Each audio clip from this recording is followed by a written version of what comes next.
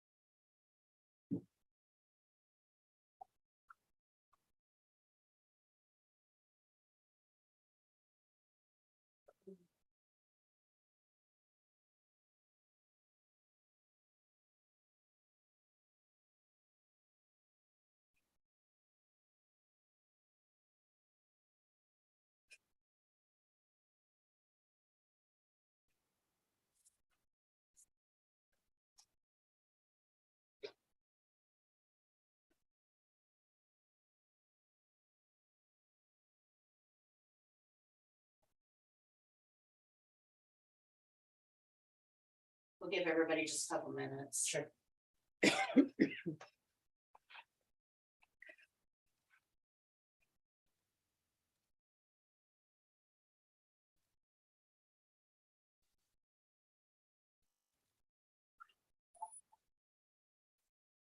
Good morning. Good morning.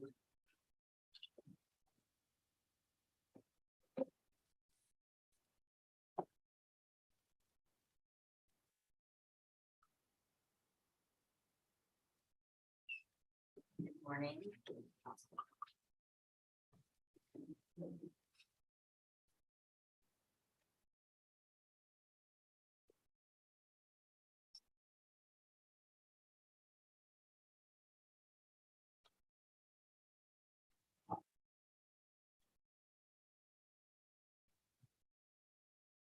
Good morning, friend.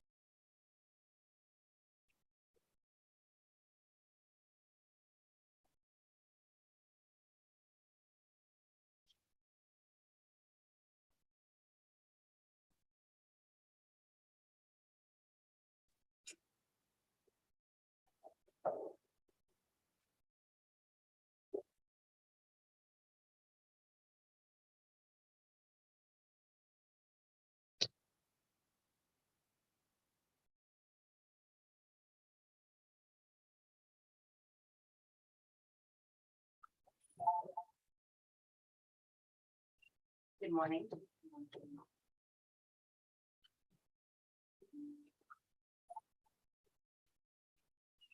Good morning.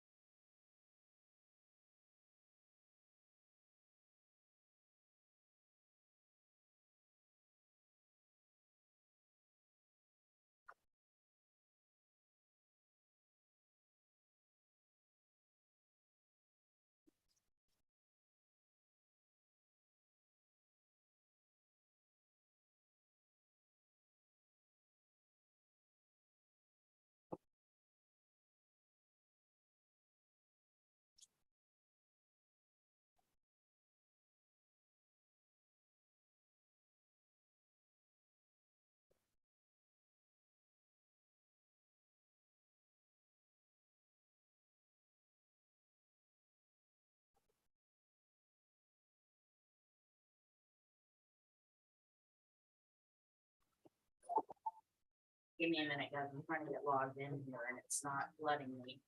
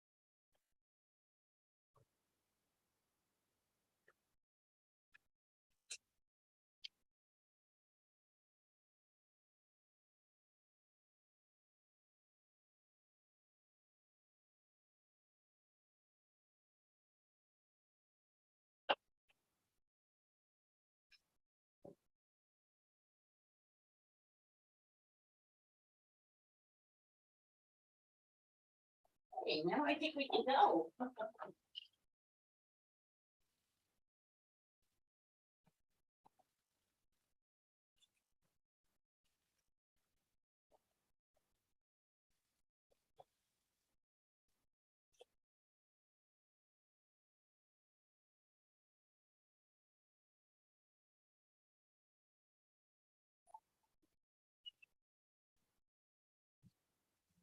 Good morning. Good morning.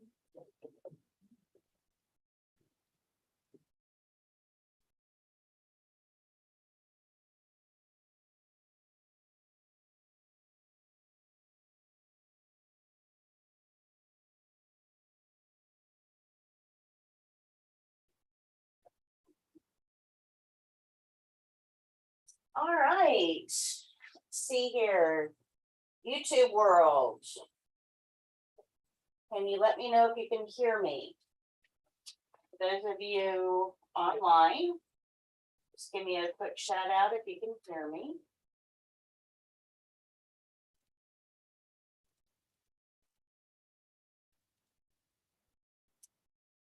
Good morning, Melissa. Good morning, Telesmeen. Good morning, Mai, and good morning, Marie.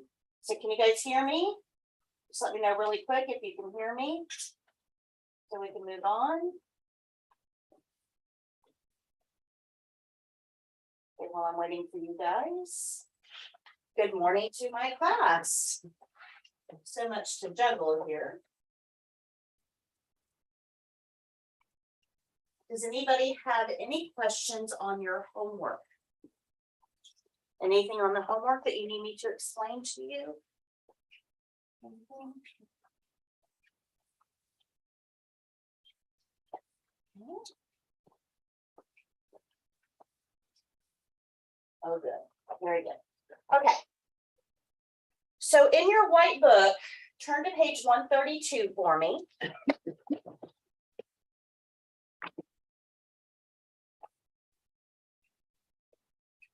Did everybody take this quiz, this test? Everybody take the test? Okay, did you grade it using the answer key at the end of the book? Yes. Okay.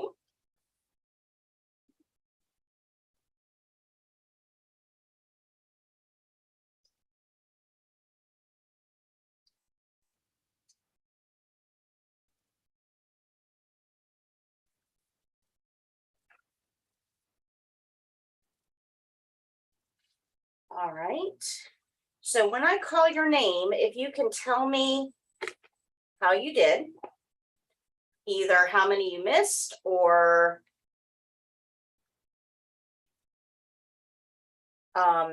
your score, either one.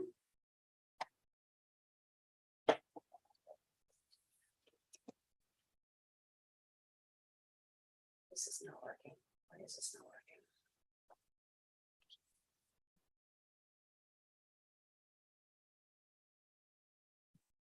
Okay, well, that's right. Okay. So, Christy, how did you do? I missed one. One, okay, so that's a 95. James, 100. very good. Nicole, thank you. Jamie, 100. thank you. Novalee, I need 2, so. you missed two. Yeah. 90, very good. Isabella, I'm 90. thank you. Nadine, and Aprilyn, 100. thank you. Those of you who missed something, do you know why you missed the question that you missed? Do you know why the right answer was the right answer? Or do you need me to explain anything for you? Everybody good? All right. So tonight your homework is going to be 2 chapters. You're going to read chapter 2 and 3 over the weekend. They're long. No way around it. They're long chapters. Don't try to sit down and read them all, all the way through at one time, because your brain will turn off. They're just long, they're textbooks, they're kind of boring, not much you can do to spice that up. So I always recommend that when you're trying to study, that you study in 10 to 15-minute intervals. Because what happens is when you read something, your brain is still trying to digest and categorize and store the information you just read while you're reading more information. So the brain has a hard time holding on to long-term things if you're studying all at once. But if you read for 10 or 15 minutes and then go do something that doesn't require a lot of brain activity, like walk the dog, do the dishes, play with your kids outside, something that doesn't require a lot of mental energy, then your brain is freed up to categorize all that information and store it. And you'll find you have much better long-term recall, studying in short segments. Okay, does that help? Yeah, chapter 2 and 3 are very long. Very long. All right. Does anybody have any questions on what we went over on Monday? Any questions on what we went over Monday? How do we know what to do with each patient? Care plan. The care plan. We're going to read the care plan and what do we do with it? Execute it. Yeah, follow it. Follow it exactly. If it says to wash one hand, how many hands are we washing? 1. If it says to count for a full minute, how long are we counting? 1. Full minute. We just follow those instructions. Now, I know that it seems like I'm really kind of harping on this whole care plan thing, right? I keep talking about it a lot. The reason that I do is because nobody else is. If you look in your blue book, if you look in the index for care plan, right? We now know how important that care plan is. But if you look in the blue book, the textbook, look up care plan, you'll see that it's in one paragraph. That's crazy. That's our entire instruction manual for the patient. And yet the textbook gives it one paragraph and never mentions it again. Most of the people that you test with are going to have no clue what a care plan is. They've watched some videos, they memorized how to do that skill for the test, and that's where they stop. Now, how effective do you think they're going to be if they pass the test, if they get lucky, and they do the skills right? That's just a monkey see, monkey do type thing, right? If they get lucky and get certified, what's going to happen out there in the clinical world if they don't understand how to adapt these skills to that patient? You see how that can be a recipe for disaster somewhere down the line? Unfortunately, that's the way most CNA classes are taught. They just show how to do the skills, and they don't explain how to adapt them to certain patients. Because we know that not all people are alike. So I spend a lot of time on the care plan because it is vitally important that you understand the role that care plan is going to play, not just on the test, but in a clinical setting. And unfortunately, nobody else is going to cover it. Isn't that scary?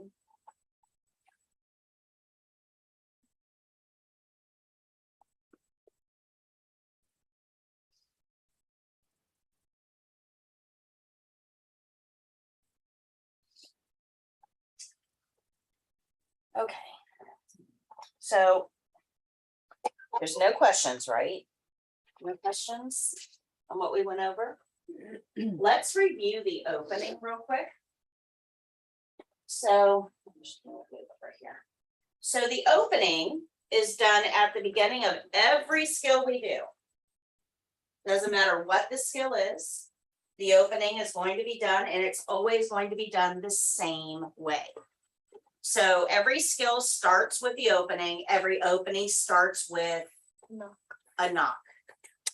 Doesn't matter what setting we're in, doesn't matter what's happening with the patient, doesn't matter if the patient has dementia or is comatose or has family visiting, it doesn't matter. Every opening begins with a knock. That's a dignity issue, it's a privacy issue, it's a security issue, it's a patient rights issue. That one step, knocking, checks a lot of boxes.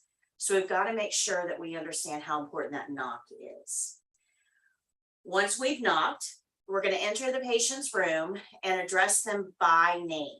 So you either have to say, "Hi, Mrs. Jones," or you have to ask them to state their name. Either one is fine. For the test, you can just walk in and say, "Hi, Mrs. Jones." If it's not Mrs. Jones, they'll let you know. If you're more comfortable asking them for their name, that's fine too.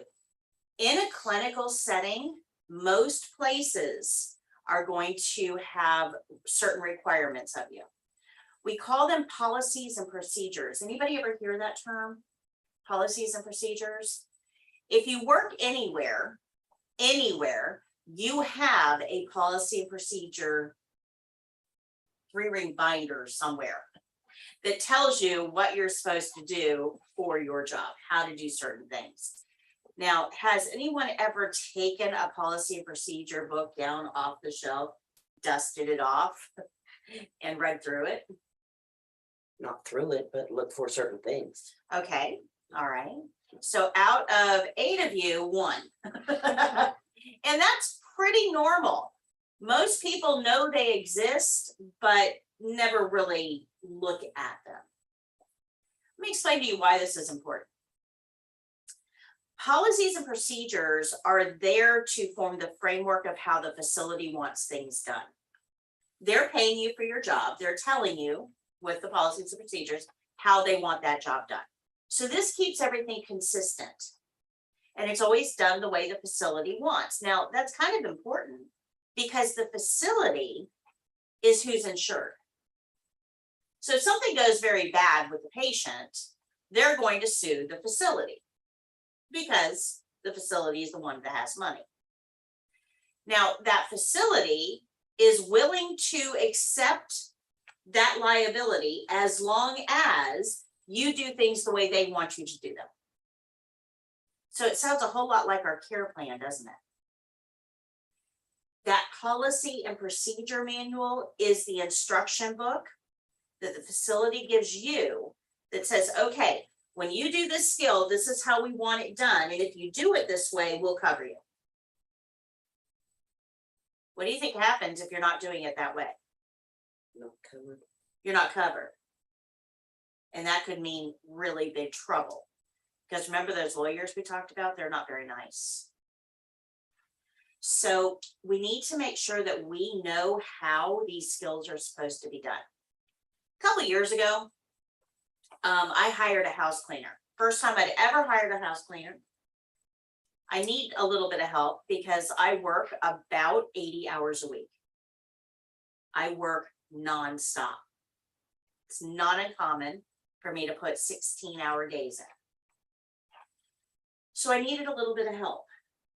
And I hired a cleaning company. I met with them, told them what I expected in very general terms. They told me what they were willing to do in very general terms. We agreed upon a price.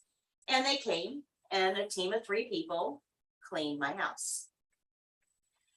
And I paid them, and it was a satisfactory transaction, except that they really didn't clean the house the way I wanted it cleaned. So when they cleaned the mirrors, they left streaks on the mirrors. When they vacuumed, they didn't move any rugs. They didn't move any, any small things, not furniture, but small things that could have been moved. When they mopped, they didn't move any throw rugs. So they just mopped around the throw rugs. So yeah, they cleaned my house. They did what they said they were going to do, but I really wasn't all that thrilled with the service. I had different expectations, right? So I never invited them back.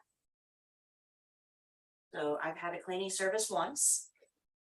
It wasn't a very positive experience. So I haven't looked beyond that. Now I still need help, but I'm going to figure out how to do it myself. So was it really help if they didn't do it the way I needed it done? What do you guys think? No, it really wasn't. I mean, yeah, the floors got a little bit cleaner. The mirrors got a little bit cleaner, but it wasn't really help. Now, that's exactly what the employers go through when they hire you. When an employer hires you, they give you a very general idea of what they want done. You give them a very general idea of what you're willing to do. You agree on a price, you meet in between, you show up for work. But if you aren't doing things the way they want them done, if you aren't helping the way they need you to help, it's not really help, is it? Now, it would have been helpful for that cleaning company if I'd given them a detailed list of everything I expected, like pick up the rugs before you mop. If I'd given them a detailed list of my expectations, they'd probably still be working for me, because now they know what I expect. So that's what a policy procedure manual is. It is a way for your employer to tell you, this is what I expect. And if you do this, we're all going to be happy and you'll keep your job. If you don't do this, you're not really a help to me. And why would I keep paying you? Make sense? So if you don't understand that policy and procedure manual, it could cost you your job. But it could also cost you a lot more in liability. So you need to know what that policy and procedure manual says. Now, that's a very general, this is how we're going to do things here, instruction manual. The care plan is going to take that general, this is what we do here, instruction manual, and tailor it for this particular patient. So they go together. Policy procedure manual general, care plan specific. Do you guys understand how that works together? If you fail to follow both, you are assuming the liability. The only way to keep yourself out of trouble is to follow the policy procedure and the care plan. Good? Does that make sense? This is kind of important because about 20% of the written test is on this topic. 20%. It's not on how to give a bed bath, how much toothpaste to put on the toothbrush, how many washcloths to use for partial bed bath. It's on, do you understand your role? Because you can be the best bed bath giver in the whole world, but if you don't understand your role, That's gonna cost everybody in the long run. Good? Okay, those are some of the most failed questions on the state exam. So understand what policies and procedures are, what care plans are, and how our job is to make sure that we're adhering to both to limit our liability. Okay, good? All right. So the first thing that we're going to talk about today, we have 4 skills to go over today. We're going to learn how to remove gloves. We're going to learn how to do mouth care. We're going to learn how to dress a resident with a weak arm, and we're going to learn to take a pulse. So 4 skills that we're going to learn today. I will talk nonstop for 4 hours again today. Next week I get to talk just a little bit less. But we have a lot of ground to cover. But this first thing, and this is why we're starting with gloves first, is because I've got to break down some of your misconceptions when it comes to gloves. And those of you who have some experience in the industry, you're going to have to unlearn a few things and challenge your own belief system. Those of you who have watched any medical shows on TV ever are going to have your belief systems challenged here. But I will always explain to you the why behind what I'm telling you. So this is going to take a little bit of time to go through, okay? So we're going to talk about gloves. A lot of people think that the first thing that you do is put on a pair of gloves before you go into the room. A lot of people think that you wear gloves for absolutely everything in patient care. And I used to teach gloves a little bit further down in the program, but I noticed if I was teaching something like pulse, everybody would start to ask, well, where are the gloves? Where are the gloves? And they're so focused on the gloves that they're not paying attention to the steps that I'm teaching. So I rearranged the schedule, and we're putting gloves up front and center. We're going to talk about the elephant in the room first. Okay. So we can't just wear gloves all the time without thinking about it, because we stop thinking about it. And in healthcare, that's really, really scary. Think about this patient. We talked about this on Monday, right? This patient was sick enough and had to prove they were sick enough to get this bed. And they're in a place with a lot of other very, very sick people that had to prove they were sick enough to be there. This isn't your Walmart variety germs, right? These are bad germs that made somebody sick enough to not be in their home. So this guy's got some kind of funk going on. We don't know what it is, but he's got something going on. And that person over there in that bed doesn't want this guy's funk. They got their own to deal with. So the problem is that we go in and out of all of these rooms, and it's very easy for us to transmit some sort of cooties from one person to another person without being aware that we're doing it, just by adopting bad infection control practices.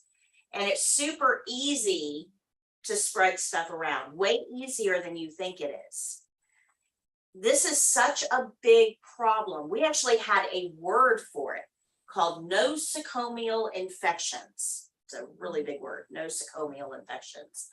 But they changed that because nobody could pronounce it to healthcare acquired infections. What that means is that that guy over there now has something new that he didn't have when he came in. Therefore, he caught it here, and we should have done a better job. Now, Medicare and most insurances, they're not going to pay for the treatment of something that we gave that patient. That means the facility is going to have to pick up that tab. So we got to do good here, because if we don't, we're putting a patient's life at risk and we're costing our employer money, which ultimately will affect your wages. Right? Make sense? So on my YouTube channel, you know, on my YouTube channel, I get comments. I've got you're so close to 99,000. I'm at 98,800 subscribers. Another 1,200, I get a plaque. Cool. I'm super, super excited. But part of that too is that people post comments and ask questions. And one of the questions that came up this week, yesterday actually, was, isn't she supposed to put gloves on before she walks in the room? So let's think about that for just a second. So this is somebody who is already working in healthcare, already a CNA, and thinks it's appropriate to put gloves on before you walk into a patient's room. So when we walk in a room, what's the every opening starts with a knock. Is that door clean? No. No. So if we walk in the room with gloves already on and we touch the door, that automatically makes our gloves unclean. Do you think that patient wants those door germs in their mouth? Okay, let's move on. So we also have to close the curtain. Is that curtain clean? No. No. So we've got curtain germs on those gloves. And then they totally skipped hand washing. So that's a whole nother issue, right? Because I've already got gloves on. But they have to get supplies. So if they're touching those supplies with gloves that have already touched the door and the curtain, what happens to those supplies? Yeah, they're now contaminated. So just on those issues alone, should we wear gloves before we walk in a room? No. No. So we know that that's not accurate. We don't wear gloves when we walk in a room.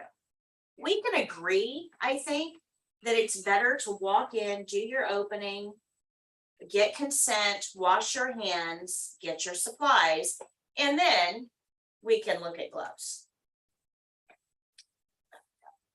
And then we can look at gloves. Question. So I know when I was like in the hospital and stuff, I know the nurse, like when the nurse walked out of the room, they use hand sanitizer instead of like washing their hands. Is that like the same, or is it kind of different? Great question. Great question. I have mixed feelings on hand sanitizer. And let me explain to you why. Okay. It's a good alternative to hand washing because it's quicker. It actually breaks down. So all of the pathogens, the germs, right, they have a membrane that, just like your cells, that holds the squishy stuff inside, right? All the stuff that makes them a pathogen. So they have a membrane. Well, soap and water doesn't always break down that membrane, but it does wash it down the sink, right? But the membrane is still intact. Your hands are clean.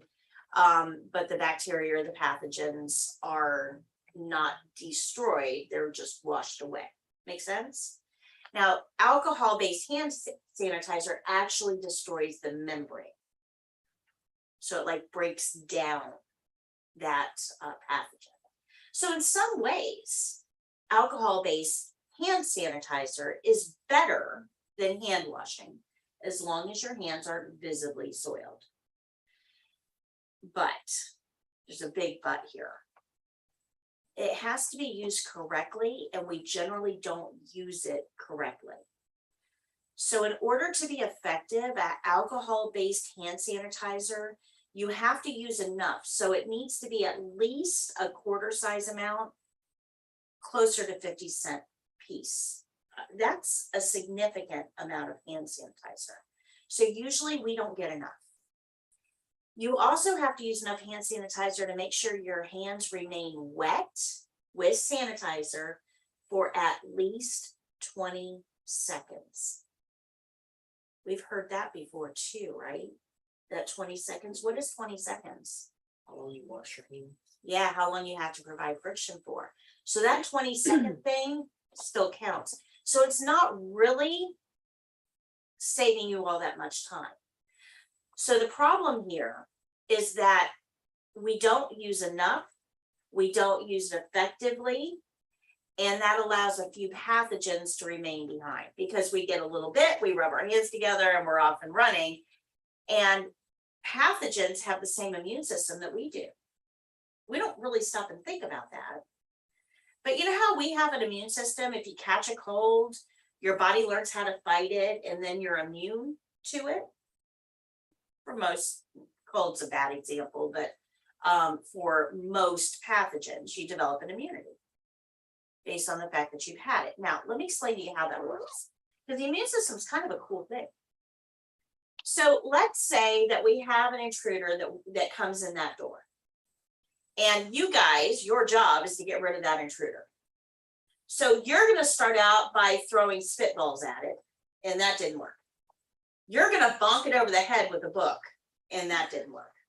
You're going to try to stab it with a pen, and that's not working, right?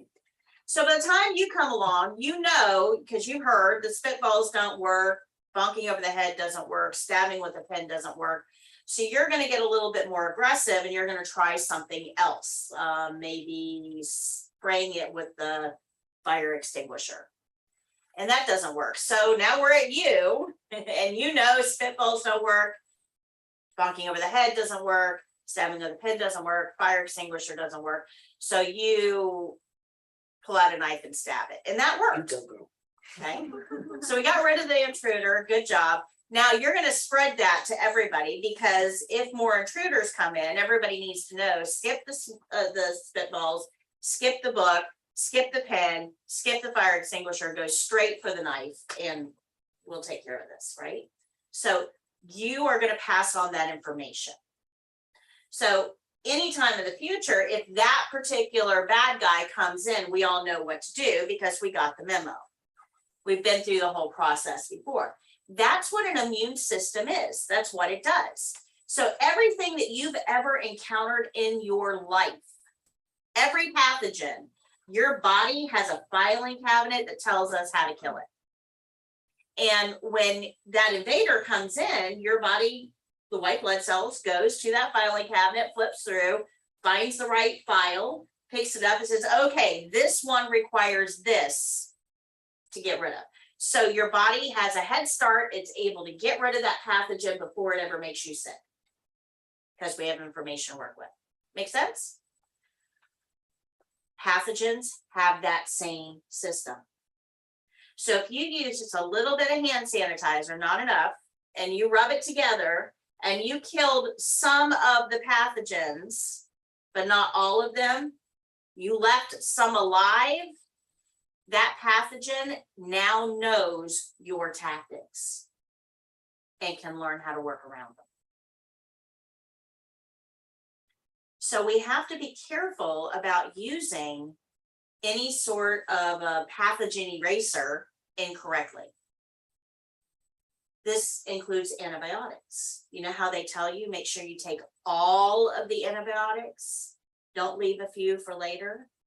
That's because if you show the pathogens this antibiotic and you don't kill them all, you leave some of them behind, they're writing down and putting in their filing cabinet how to avoid and evade that antibiotic in the future. We call this drug resistance. That's a big deal. It's a very big deal. Because can you imagine getting injured, needing an antibiotic, and there isn't a single one on the planet that works for you because those pathogens have gotten really smart? That could be really bad news. So we have to be careful when we're using these items like antibiotics and alcohol-based hand sanitizers and antibacterial soaps and things like that, because all we're doing is opening up our armory and showing it to the bad guys. That's not a good strategy. Make sense? Good. So alcohol-based hand sanitizers are good, but you still need to know good hand washing techniques. The test is not going to allow you to use hand sanitizer. They're going to make you physically wash your hands so that you can demonstrate the proper procedure. Good? Makes sense? The other thing I don't like about hands, like I said, I had a love-hate relationship. The other thing I don't like about hand sanitizers is that when you wash your hands, those pathogens go right down the drain. They're gone forever. Not on me anymore. That's a good place for them. But when you use hand sanitizer, you may break down the envelope, but where do those viruses and bacteria actually go? They don't pop into the atmosphere, like, you know, on right up on soap bubbles or something. Where do they go? Everything you touch. They're still there. They're still there. That's right. They are still on your hand. Now they're dead. But if I'm going to eat a tuna salad sandwich with a side of E. coli, I really don't care whether it's dead or alive. That's pretty gross. Right? So if you are going to bring your hands up to your face, if you're going to eat or drink or smoke or talk on the telephone or rest your hand like your head like this, or if you're going to bring your hands up anywhere near your face, they probably need to be washed first. Does that make sense? Anybody ever, well, we'll get to that in a minute. Well, I got something to illustrate this, but let me explain to you why wearing gloves routinely is not a good idea. And I'm going to give you an illustration that has nothing at all to do with healthcare. Okay.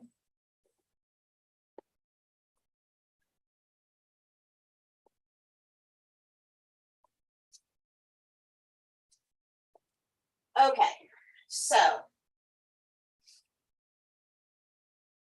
let me start this again. So we're going to go through a visual exercise. Let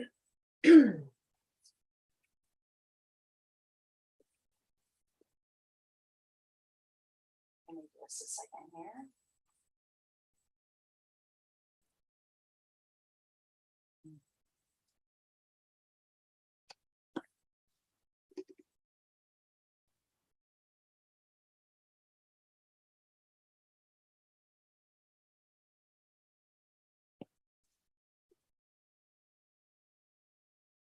I don't know why that's not loading. Okay, I'm going to take you through it visually because, so let's say that we're going to build a sandwich. Half of my slides aren't loading. So let's say we're going to build a sandwich at a sandwich shop. And that sandwich worker is going to put gloves on because that's what they do. You don't want them touching your food. That's just gross. So you walk up to the counter and they put on a set of gloves and they ask you, what kind of bread do you want? And you say, I don't know, what kind of bread do you want? Wheat. Okay. So they go over to the bread warmer area. They open it up. They get a loaf of bread out. They close that cover and they bring the bread over to their counter. And then they pick up a knife that's right there and they cut that bread open and they fold it out. Do you want some mayonnaise? Sure. Okay. So that mayonnaise has this big like spatula sticking out of it. So they reach in, grab the mayonnaise and they spread it on the bread and put that back. Do you want some mustard on there? Okay. So they'll pick up the mustard bottle, tap it on the table and they squirt some mustard on there and they smooth that out with the knife. So what kind of meat would you like? Roast beef. Roast beef. So they open the refrigerator. Boar's head. Okay. So they open the refrigerator and they look, oh, I'm out of boar's head. Hold on one second. They close the refrigerator and they go to the back. The big walk-in refrigerator. They open that up. They go in. They open the container. Take out a package of roast beef. Close the container. Close the refrigerator. And come back out and they lay that roast beef on your sandwich. Would you like some cheese? Yeah. What kind? Provolone. Provolone.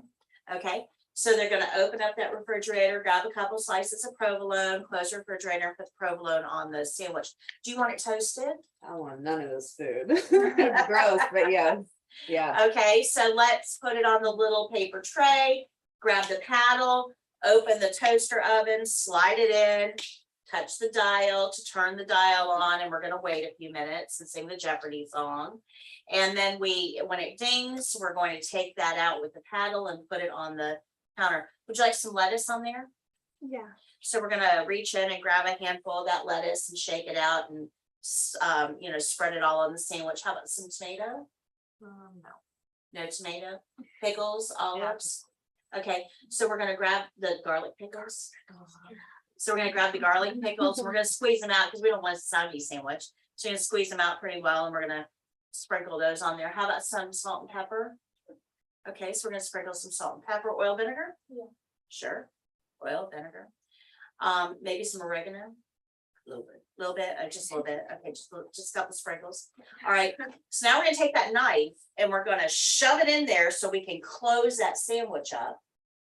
And we're going to pull the knife out and cut the sandwich in half, and then we're gonna wrap each half and put that in a bag, and then we're gonna go over to the little register type thing, and we're gonna type in what type of sandwich it was, and the sticker is gonna print out, and we're gonna put the sticker on the bag and hand it to you, and then we're gonna go to the next person. Is that sandwich clean? No, Why? They wore gloves. Yeah, but they touched everything. So we might as well not be wearing gloves. Okay. So how comfortable are you feeling with that sandwich now? Well, like you said, I'm not touching it, right? Mhm. So here's the thing. I don't want you to boycott sandwiches. They're still good. There's nothing wrong with that sandwich. You can eat it because you have a fully functional immune system. And your immune system needs to work out to stay strong. So it's perfectly okay. But did those, you were happy they were wearing gloves at the beginning because you didn't want them to touch your food. That's just nasty. But did those gloves really do what you thought they were doing? That's the problem. When you wear gloves routinely, without thinking about it, you stop paying attention to what you're touching, the whole purpose of the gloves. Because in our mind, we get this mixed up. For some reason, we think those gloves are there to protect us. They're not. They're there to protect the person who doesn't have a good immune system from all the other pathogens in the building. Does that make sense? So when it comes to gloves, we have to have a few rules. And one of those rules is that the first thing your gloves should touch is the patient. You shouldn't have gloves on when you're doing your opening. You shouldn't have gloves on when you're getting your supplies. You shouldn't have gloves on when you're prepping the patient. The first thing those gloves should touch is the patient. That way it keeps your gloves clean and you're not contaminating those gloves before you're actually using them. Does that make sense? So it's kind of a different way of looking at gloves. You're not just going to walk into a room and put a pair of gloves on for absolutely every skill, because when we do that, we stop paying attention. So that means that we have to know when we're supposed to wear gloves. So when are we supposed to put these things on? And we have 3 easy to remember rules for this. You're going to ask yourself 3 questions when it comes to doing a skill. Now, understand that this is patient specific, not skill specific. Okay. So if I'm going to work on this patient right here, this guy right here, and I am going to do some range of motion, which are exercises, I'm going to ask myself 3 questions. The first is, while I'm doing this skill, is it possible I could touch anything ooey gooey that's not mine? So is he leaking something? Does he have a wound, a sore, an incision? Is he incontinent and I'm going to be near that? You know, is there any chance of body fluids? If the answer is yes, I need gloves. I can stop right there. I need some gloves. But if the answer is no, so I can do exercise on this guy, there's nothing ooey gooey there, I'm going to move to the next question. The second question is, as I'm doing this skill, is it possible that I might be touching personal skin? So this would be bathing suit area skin, breasts on females, genitals on both sexes. If I'm going to do exercises, he's not leaking anything, there's no ooey gooey in sight, and I'm not going to be near any personal skin, I need to go to question 3. During this skill, is it possible I will come into contact with non-intact skin. So this is wounds, sores, rashes, incisions, any skin that is not intact. If the answer is no to all three of those, I do not need gloves. If the answer is yes to any of those, I need gloves. If the answer is maybe, I'm not sure, possibly, you should wear gloves. Okay, good. But if you're wearing gloves, what's the first thing they should touch? The patient. The patient. All right, now once you've touched that patient, your gloves are now contaminated. So when you're doing the skill and after the skill, you have to pay attention to what else those gloves are touching, so you're not contaminating your environment. So a question you want to ask throughout the skill is, what are my dirty gloves touching? Good. Questions? Okay. And then once we've worn gloves, we need to remember how, or learn how to remove them correctly, which we're going to do in just a second. But has anybody ever gone to a big box retailer? I won't say the name of it, it's right down the road. Have you ever seen those little old ladies that are running the checkouts that wear gloves while they're scanning all your stuff, right? Anybody ever see that? Well, back when they had cashiers, now they make us do it, but you know. So it used to crack me up. You'd see these little old ladies and they'd have these gloves on. Anybody ever wear gloves for anything like cleaning or anything? What do gloves make your hands do? Sweat. So if you remember on Monday, we talked about 3 things in an environment that pathogens need to thrive: warm, dark, moist. So inside that glove makes your hands sweat, so we have moist. It blocks out light, so we have dark. Body heat is going to make it warm. So you have the ideal breathing environment right on your hands under the gloves. So these individuals will work a 4-hour shift, checking people out. They don't want to touch your ketchup. So they've got these gloves on. They're checking people out, checking people out, checking people out. And then break time comes and they peel off those gloves and they think to themselves, okay, I'm safe because I wore gloves and didn't touch your ketchup bottle. So I'm good, I'm safe. Not understanding that they've had 4 hours of sweaty hands that allowed pathogens to breathe. And then they go eat their tuna salad sandwich in the break room with a side of E. coli. It would have been far better for them to not wear gloves and wash their hands, because those gloves contributed to a false sense of security. Now, this is way worse than you even think it is. Let me explain why. Gloves are not the magic suit of armor that you think they are. They're not. Have you ever seen a latex balloon? You know, one of the rubber balloons you fill up with helium, right? And they bop up against the ceiling for a couple of days, right? But after a couple of days, what happens to those balloons? Deflate. They deflate. So how does the air get out? Anybody ever think about this? How does the air get out? Well, latex is a man-made material. So as you stretch the latex, when you put the helium in, as you stretch the latex, the material itself stretches. Now, all man-made items have holes. They're tiny, microscopic. You can't see them with the naked eye. That's what holds stuff in. But there are holes. Now, as those holes stretch, what happens to them? They get bigger. They get bigger. And over time, these helium molecules are able to wiggle their way out. And that's why the balloon deflates. So that tells us a couple of things. Number one, latex has holes. And viruses, if a helium molecule can get through, a virus, no sweat. There are holes big enough for pathogens to move through. So those gloves are not doing what you think they are. They've done numerous studies where they had healthcare workers wash their hands like they're supposed to, and they cultured the hands, swabbed them. And then they had the healthcare worker put on gloves and go do something, some sort of activity with the patient.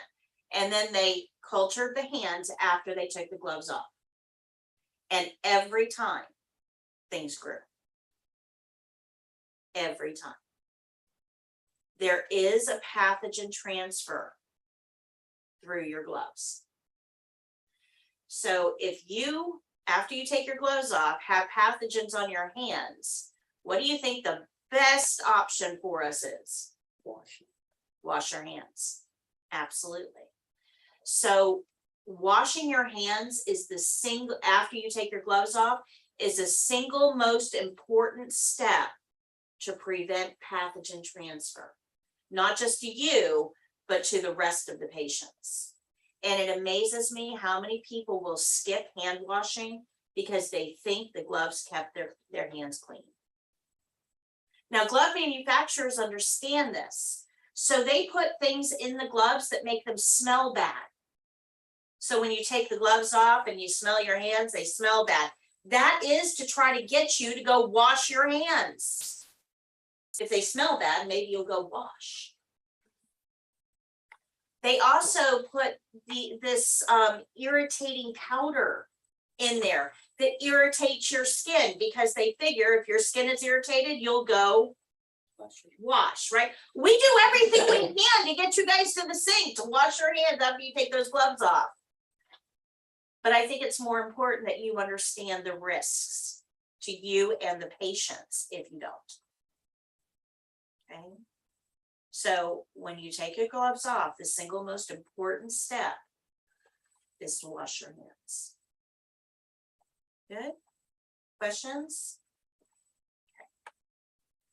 So we have 3 rules for gloves. Am I going to touch anything ooey gooey? Am I going to touch personal skin? And am I going to touch non-intact skin?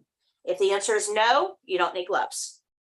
If the answer is yes, you need gloves. If the answer is maybe, I don't know, possibly, you need gloves. Okay. Is anybody here allergic to latex? Allergic to? Anybody allergic?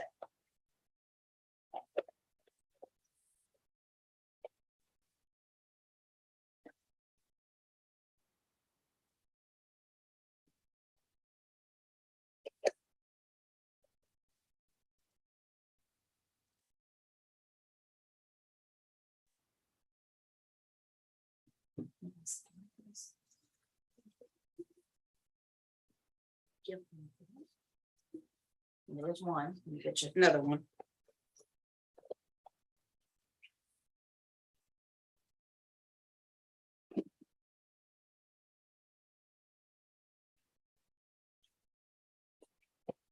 These are going to be big.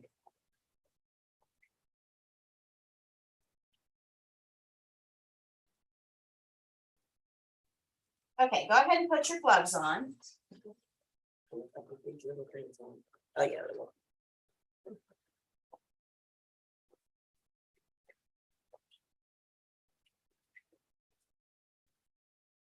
Now, there's 2 things that affected that balloon that we talked about. So remember I said that, you know, as the balloon expands, those holes get a little bit bigger. But at first, the helium stays in the balloon. It'll stay in for a couple of days, actually. So there's 2 things that affect how the transfer of pathogens and gases. That's time and stretch. So the longer the balloon is inflated, the more likely transfer is to occur. And if we stretch that balloon a lot, then that will affect how fast the transfer occurs. Does that make sense? So this works with gloves too.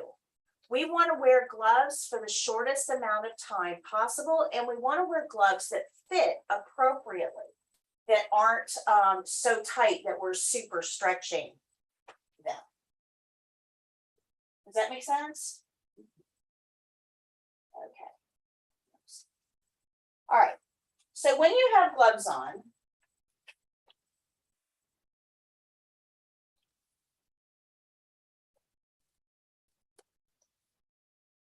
when you put gloves on, the first thing that you touch with these gloves is going to contaminate them. So you have to be aware of that. When your hands do things without your permission all the time, trust me, they do. Your hands will reach up and do something like this, or they'll reach in your pocket for something. Your hands do things without your permission all the time, all the time. So when you have gloves on, you have to treat your hands like unruly 2-year-olds. They need to be in your sight, preferably together, so that you don't accidentally contaminate them. This is something the test is looking for, is how much you're contaminating your gloves before you use them on the patient, or what those dirty gloves have touched after you use them on the patient. So always make sure that you know where your hands are and what they're doing. And it's amazing, when you guys are practicing, you'll see your hands do things. They're like, why did you do that? It really is kind of funny. They will do things all on their own. So be aware of where your hands are. But once your gloves are dirty and we're ready to take them off, the way we remove them is important, because we don't want to cross-contaminate. So dirty glove can touch dirty glove all day long. This is fine, no problem. My dirty glove cannot touch my skin though. So if I want to take this glove off, I cannot go underneath. If I go underneath, I'm touching my skin. So what I want to do is pinch up right here at the base of my hand, not underneath. Don't put that thumb against your skin. So you want to pinch up at the base and pull that off inside out and ball it up. That keeps control of it. It's not waving around, cross-contaminating everything. Now, skin can touch skin, but not the glove. So we're going to go up underneath. Don't put your thumb on the outside. Go up underneath and pull that glove off as well. So now you have one inside out glove inside another inside out glove. And you can throw that away. Or you can take it home and clean your toilet. Up to you. Any questions on gloves? Do you wear gloves for everything? No, How do you know when you're supposed to wear gloves? bodily fluids, private areas, and intact skin. Okay, very good. What's the first thing those gloves should touch? Patient. And then once you touch that patient, be aware of what else your gloves are touching. And then make sure you remove those gloves correctly. Good. Okay, so remember I told you we have to learn all these banners? And we learned the first one the first day, skill rules. Remember that? Skill rules? We follow the care plan, the whole care plan in. Nothing but the care. Nothing but the care plan. Okay, we, as we're doing the skills, we want to make sure that we're watching for changes and reporting those to the nurse. And what do we do if we can't follow the care plan? Tell the nurse. Yeah, tell the nurse. So we learned that one. We got that one down. We also learned the opening. The opening starts every single skill exactly the same way. Hi, Miss Jones. My name is Patty. I'm your CNA today, and I'm here to whatever. Is that okay?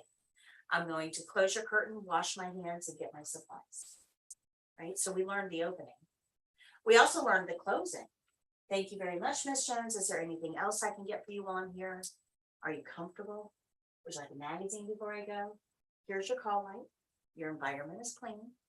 Open the curtain, clean hands, chart if necessary, and end the skill with clean hands. Right, so we learned that one. So when we left on Monday, out of these 11 that we have to learn, we learned 3. Well, glove rules is another principle, and we just learned it. So now we have 4 out of the 11 done. Good. Questions? So we're going to use that rule, that glove rule, for every skill. So when we're doing range of motion on this patient, we're going to ask ourselves those 3 questions. All right, is there anything ooey gooey? Am I going to touch personal skin? And does he have any non-intact skin? If the answer is no, I don't need gloves. We're gonna think about those rules when we're going to do hand and nail care. We're gonna think about those rules when we're going to turn the patient over in bed. We're gonna think about those rules when we're going to do range of motion. We're gonna think about those rules for every single skill we do from here on out. Okay? So we're gonna use that glove rules over and over. But remember I said it's patient specific, not skill specific. Because this person right here is in a hospital gown, has an incision on her left knee, and I have to do range of motion. So I'm probably going to need some gloves because she is has body fluids in the area. Now that one over there in that bed is fully clothed, has no body fluids anywhere, and no open skin. So I don't need gloves to do range of motion on that one. So it's not based on the skill, guys, it's based on the patient. So there's some skills that you're going to have to use gloves for that patient, and other patients you would not need gloves for the same skill. Good? Questions? No? You will have 2 or 3 questions on gloves on the state exam. Are there any of the skills that they're going to test on that we're going to have to use gloves? Yes, well, there are several that require gloves, but again, it's not based on the skill, it's based on the patient. So one of the skills that we're about to learn is mouth care. So in performing mouth care, would we be touching anything ooey gooey? Yes, So what does that tell us about gloves? wear gloves. We're gonna need them. Yep. When we're doing pericare, which is personal female care below the waist, we're going to be touching personal skin. So would we need gloves? Yes. Yes. Foot care is a little unusual. So foot care, we have to think about our 3 rules. Am I going to touch anything ooey gooey? Am I going to touch any personal skin? Well, feet aren't really personal skin. We don't normally cover our feet with bathing suits. You know, they're not that personal. But the problem is that ooey gooey and non-intact skin, we have an I don't know answer to, because the whole purpose of foot care is to look at the bottom of the foot. Since you haven't looked at the bottom of the foot, you don't know if there's anything there we need to worry about. So what do we do with I don't knows or maybes? You can talk to the nurse, or you wear gloves just in case. Yeah, because we don't know for sure that there isn't anything there. Now, hand care, you can see the hand, it's clearly visible. So you would be able to judge that on your own. But for foot care, you can't see the bottom of the foot until you're there, and by then it could be too late. So we need to, because it's a maybe, we need to wear gloves. Does that make sense? Good. Okay. All right, so let's move on to page 64. So everything I just talked to you about, I apologize, everything I just talked to you about was on page 26 and 27 for glove removal. Now we're moving on to page 64.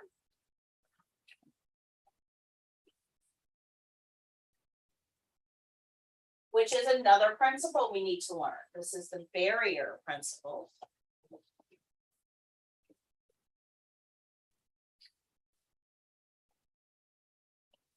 So in healthcare, when we are doing these skills, most of the time they're going to require supplies. Most skills do. Not all. There are a few that we really don't have any supplies for, but most skills are going to require supplies. So in healthcare, thankfully, we have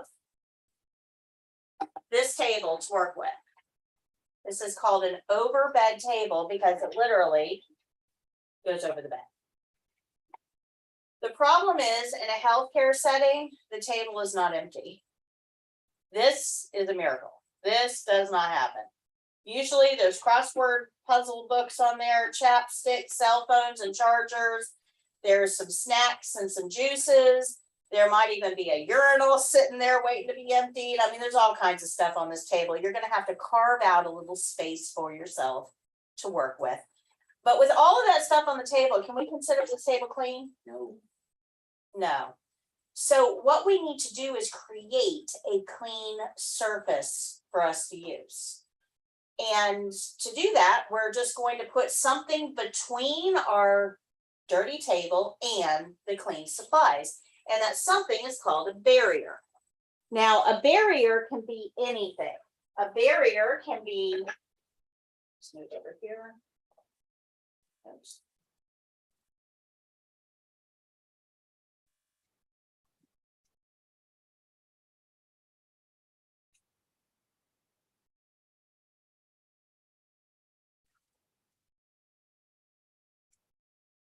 Here's some that's working.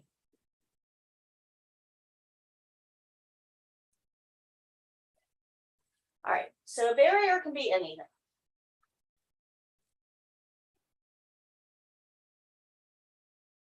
So that's my supply shelf over there.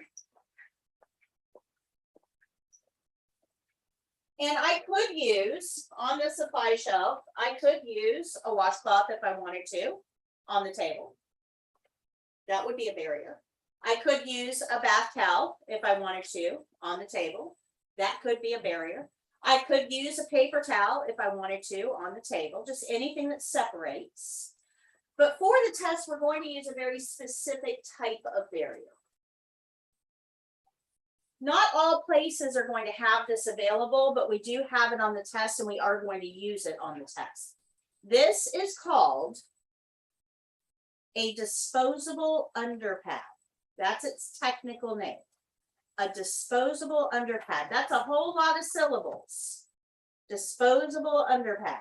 Now this is a little bit different from this. This is also an underpad, but this is washable.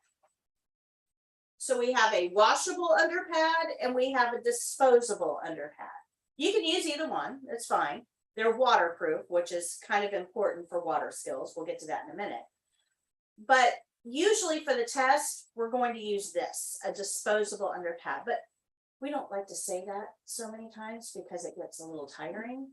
So we call these chucks because they're the kind of underpad that you chuck after you use it. That's that disposable part, right?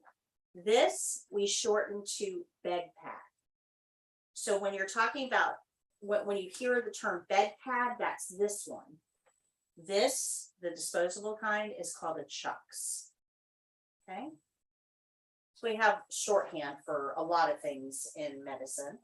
The one I don't know the origin of, I don't know why, is, these are called chucks. Those patient gowns are called Johnnies. I don't know why. I have no idea. There's a story behind it, I'm sure, but you'll hear patient gowns called Johnnies. It always sounded like jammies to me. So there may be something to that, I don't know. So when we're going to use supplies of any sort, the first thing that we're going to get is a barrier, and we're going to put that on the table first. Now, some of you are going to want to try to condense steps. You're going to do your opening, knock, knock, knock. Hi, Miss Jones. My name is Patty. I'm your CNA today. I'm here to whatever. Is that okay?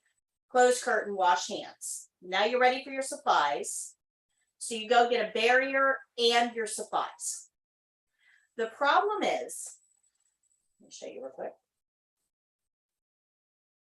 If I am going to dress a resident, okay, so I'm going to get her dressed, and I come over here to my supply shelf. Okay, I've closed curtain, I've washed my hands, I'm ready to get my supplies. If I get my barrier and the clothes that I need, so I don't have a privacy blanket, I'm just gonna pretend. Privacy blanket, I need pants, I need shirt, I need socks, and I've got all of this in my hands, and I need to spread this out on the table. I'm probably going to have to do something like this so that I can spread this out. My uniform is not considered clean. when I start work. It's touched the curtain, it's knelt on the floor, it's pressed against the bed, it's leaned up against the sink. It has touched a lot of very unclean surfaces. And if I hold all of these clean supplies up against my uniform, it's an automatic contamination. Does that make sense? So our rule here is that when we're getting supplies, we want to get the barrier first. It's the first thing that we're going to get, and we're just going to get the barrier alone. And we're going to spread that out on our table and then go get the rest of our supplies. That keeps us from holding those supplies against our uniform and contaminating them. Okay, so with a barrier, it's the first thing we do after hand washing before we get our supplies. We get it first and then get our supplies, and it provides a clean area to put our clean supplies on, so we're not contaminating before we start. Good. Questions on the barrier?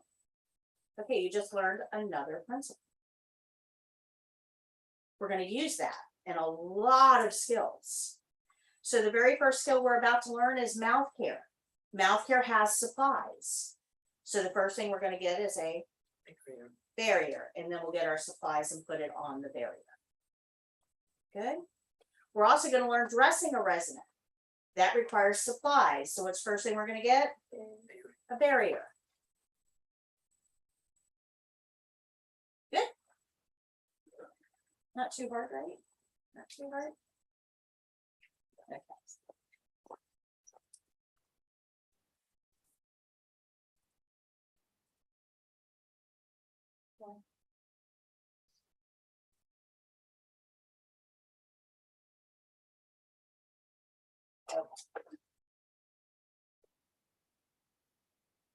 So now in your book, turn to page 66 for me, if you would.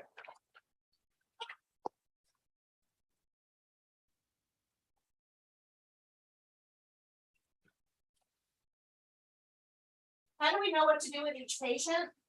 Care Care. plan. Okay, so at the top of the page, on page 66, you'll see a care plan.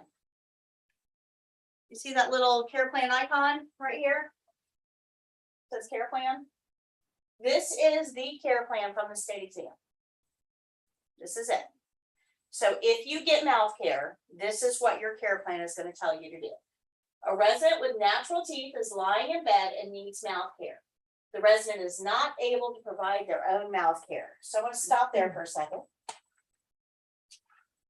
How awkward would it be? You don't know me very well. I mean, you've only seen me once, Monday.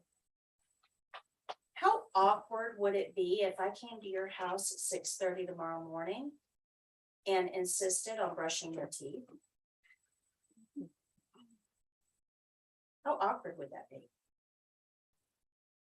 Why wouldn't you want me to do that? It's an invasion.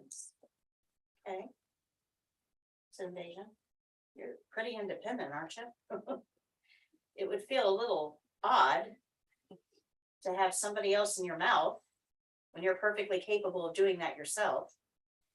And some of you would probably get pretty aggressive in telling me no. I know I would. So we need to understand that we're not brushing people's teeth. They can brush their own. That would be weird, strange, awkward, invasion. So we're only going to brush somebody's teeth if they can't do it themselves. As long as they can, they will. Now that may mean that we have to help squeeze the toothpaste on the toothbrush because they can't squeeze. That might be. Or it may mean that we have to help them to the bathroom to brush their own teeth. But if they can brush, they will. Good. How do we know the difference? How do we know who's going to require what from us? The care plan. So you may have a hallway of 12 patients, and 3 of them do their own mouth care. 3 of them need a little bit of help, and 6 of them you're doing for them. Every patient's going to have a different level of care. Your responsibility is to follow the care plan. Good? Does that make sense? Do not try to force a patient to have a skill that they can do themselves. And this is a real problem because some of these people are slow. I'm talking molasses slow. Like I could brush 6 people's teeth in the time it takes you to brush your own. Slow. And your instinct is going to be just let me do it. Let me just get in there and get it done because I've got other things to do. Well, remember that is awkward and strange and a violation of their independence. Do not remove somebody's independence from them. That is a foundation of residents' rights. Now, the danger here, and I see it all the time. I told you guys I'm plugged into a lot of Facebook groups for CNAs. Every day I see this, every day on there. The danger is that once you get out there and start working, you look at patients differently. They become a job, something that needs to be done, not a person that needs help. Those are 2 different things, right? Mopping the floors, that's a job that needs to be done. Helping a patient brush their own teeth, that is a person that needs some help. They're 2 totally different things. And the real issue in healthcare is that we tend to get jaded and we forget about the humanity. We forget that we're there to help. And if we're not helping the way they need us to help, it's not help. So patience is a big part of this. Helping the patients maintain independence and dignity is a big part of this. Does that make sense? There's no worse topic for this than bathroom, toileting. This is horrible out there, horrible. A lot of CNAs will tell patients, I don't have time to get you up out of bed. I don't have time to get you to the bathroom. Just go and I'll clean you up later. So how many of you guys would feel comfortable if I told you, I'm going to be talking all day today. I'm not going to let you go to the bathroom. Just go wherever you are. Just go ahead and pee and we'll get you cleaned up later. How many of you guys would be okay with that? No. Do not forget that these are people, humans with dignity. For the sake of your own convenience, don't compromise their dignity. This is a real problem out there, a real serious problem. So I have to spend a few minutes talking about it, okay? It's not enough to learn how to brush teeth. I mean, I can teach a 6-year-old how to brush somebody's teeth. It doesn't take a lot of skill for that. What takes skill is to be able to help somebody with these very intimate routine tasks without making them feel like they're a burden or an inconvenience or a thing. Yeah, that's right. That's right. So yeah, I'm about to teach you how to brush teeth, but don't get so caught up in the physical aspects of brushing teeth that you forget that this is a person we're brushing teeth on. Okay, does that make sense? So if you look at page 66, our care plan tells us that we have to brush this patient's teeth. They can't do it themselves. Okay, we can do that. It also tells us the patient is lying in bed. Is that a safe position? No. So what would we need to do before we brush their teeth? Yeah, get them sitting up somehow. So for the test, that means we're just going to put the head of the bed up to get them sitting up. But that pillow that's underneath the head of her, underneath her head, that's pretty comfy while she's laying down. No problem. But watch what happens to this pillow when I elevate the head of the bed.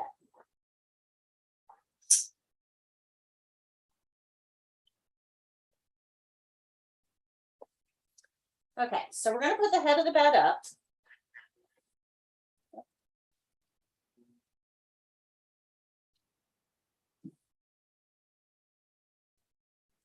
Now, this is slow on purpose, because if your patient is weak or dizzy or nauseous or has any other physical abnormality, if that head of the bed went up fast, it could cause them distress. So we could play checkers in the amount of time it takes to get the head of the bed up. It takes forever, but the bed will stop moving at some point. Even though the motor is running, the bed has stopped moving. That is the position that we need to be in, fully upright. Don't get to here. This happens a lot in the test. Students will raise the bed to about there and think, okay, that looks good. That's good. That's enough.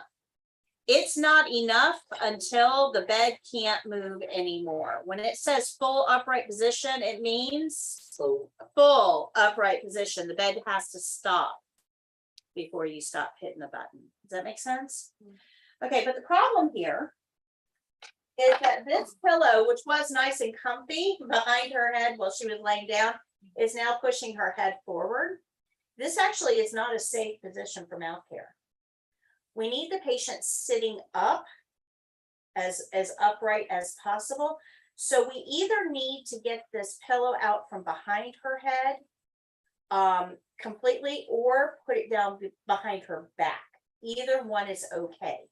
So if she's got a bigger tummy, or maybe has breathing issues, or has an abdominal incision or something like that, we may just have to pull the pillow out.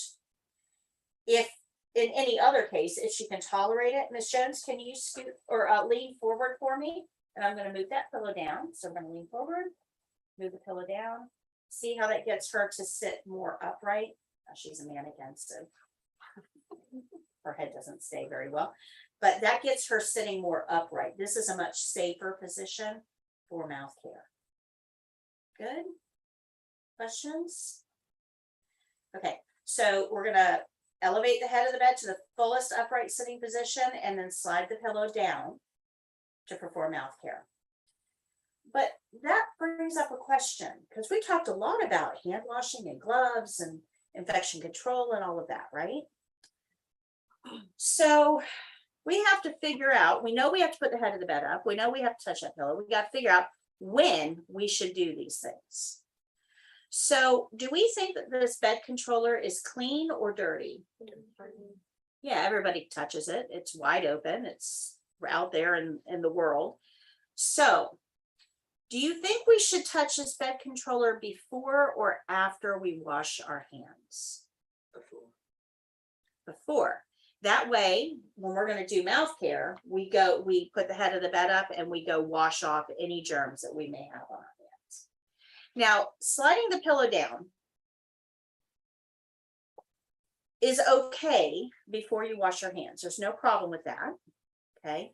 Because that pillow has probably been sneezed on and drooled on and all those kinds of things. So it's okay to lean the patient forward and slide that pillow down and then go wash your hands. There's nothing wrong with that. If you would rather wash your hands first and then slide the pillow down, that's okay on the test as well. They don't care which way you do it. Okay, but I'm going to tell you, you're going to forget to put the head of the bed up before you wash your hands. You will, because it's the only skill that we do for the test where we have to put the head of the bed up before you wash your hands. You're going to forget. Not a big deal. For the test, they're not grading you on infection control there, but you can grab a paper towel and use it between your hand and the bed controller, and that solves that problem. Okay, good. Questions? You will forget. It's okay. All right. Oops. So down below the care plan, you're going to see supplies for this skill. Now this requires quite a few supplies. We need a barrier for the table. We talked about that. And we need things that you would normally need to brush teeth, like toothpaste, toothbrush. We need a towel to dry off afterwards. We need somewhere to spit, which in this case is going to be a basin because they're not standing at the sink. We need a cup of water. And we will need gloves because ooey gooey.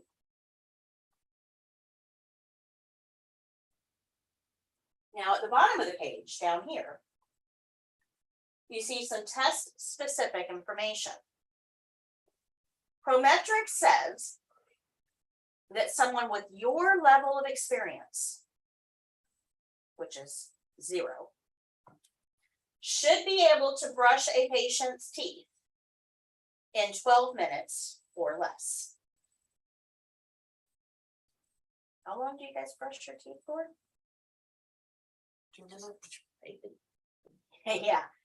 No one in the history of ever has taken 12 minutes to brush teeth.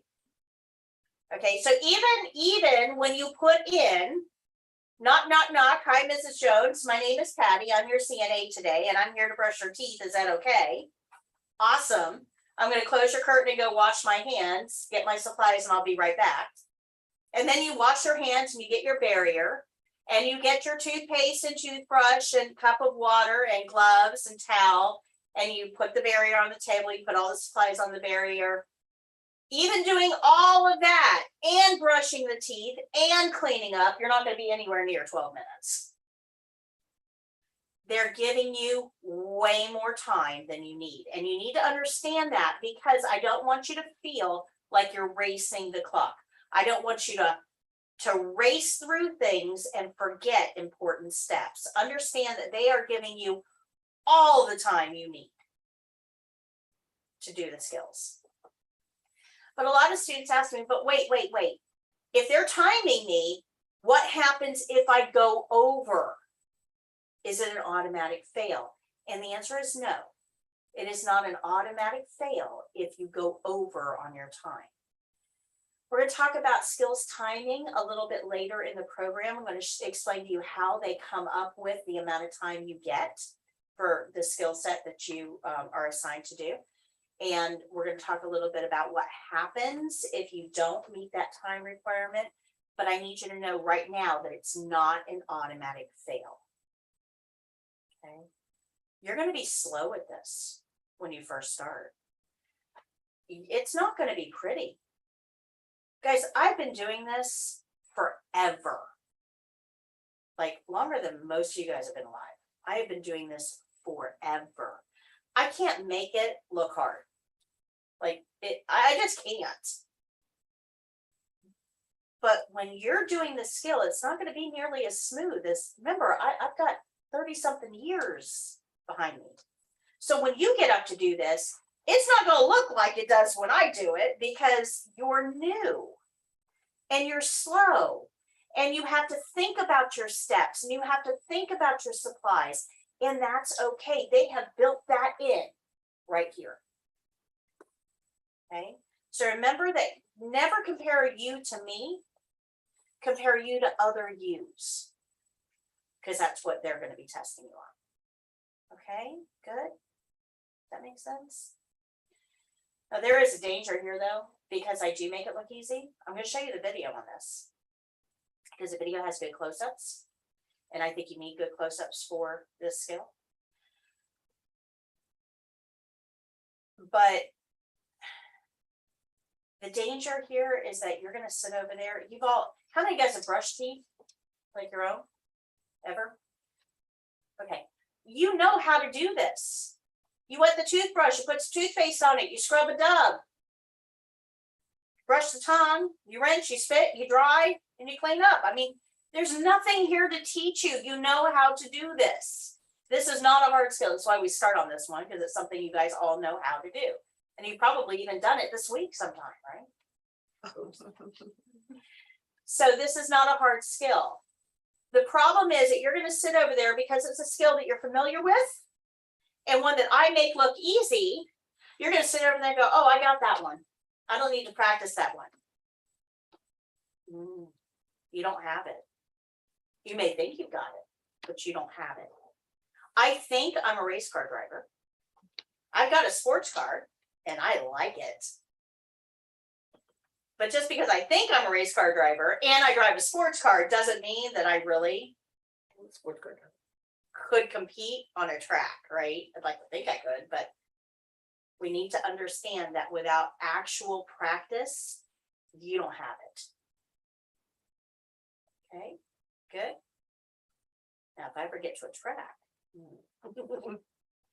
All right, so down here is going to be step-by-step instructions. This tells you exactly how to do this skill. Exactly. Every step is covered.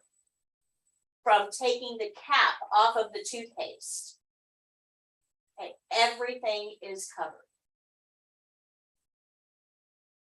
Make sense?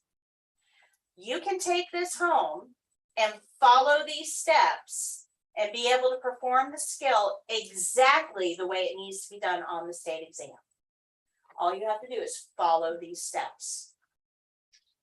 But after you've done this once or twice, you don't need all 21 steps anymore. You kind of have an idea of how it's supposed to be done. That's what this gray box is. The gray box is the short version. It just reminds you of the important points. Okay, so this when you're learning, this when you're practicing. And that's what our flashcards are. The flashcards have these boxes, the supplies, and the principles that govern the skills.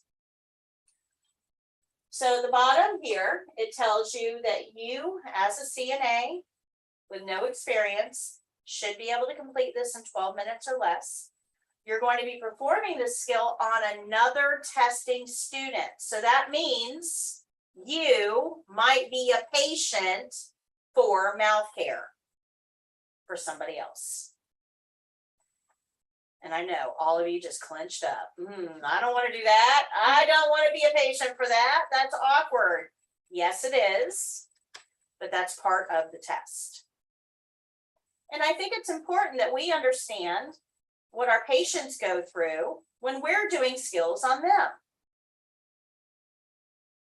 This tells you where that person's going to be. So in this case, the person's going to be in the bed and charting is not required. Here, this gray box are some questions related to this skill. So I'm going to show you the video for this skill, and then we're going to do these questions together to make sure that we got all of the important points. Okay.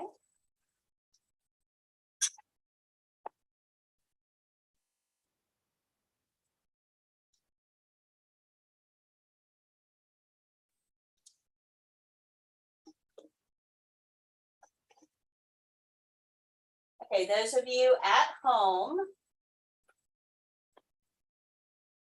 you can watch the video on mouth care on our main website.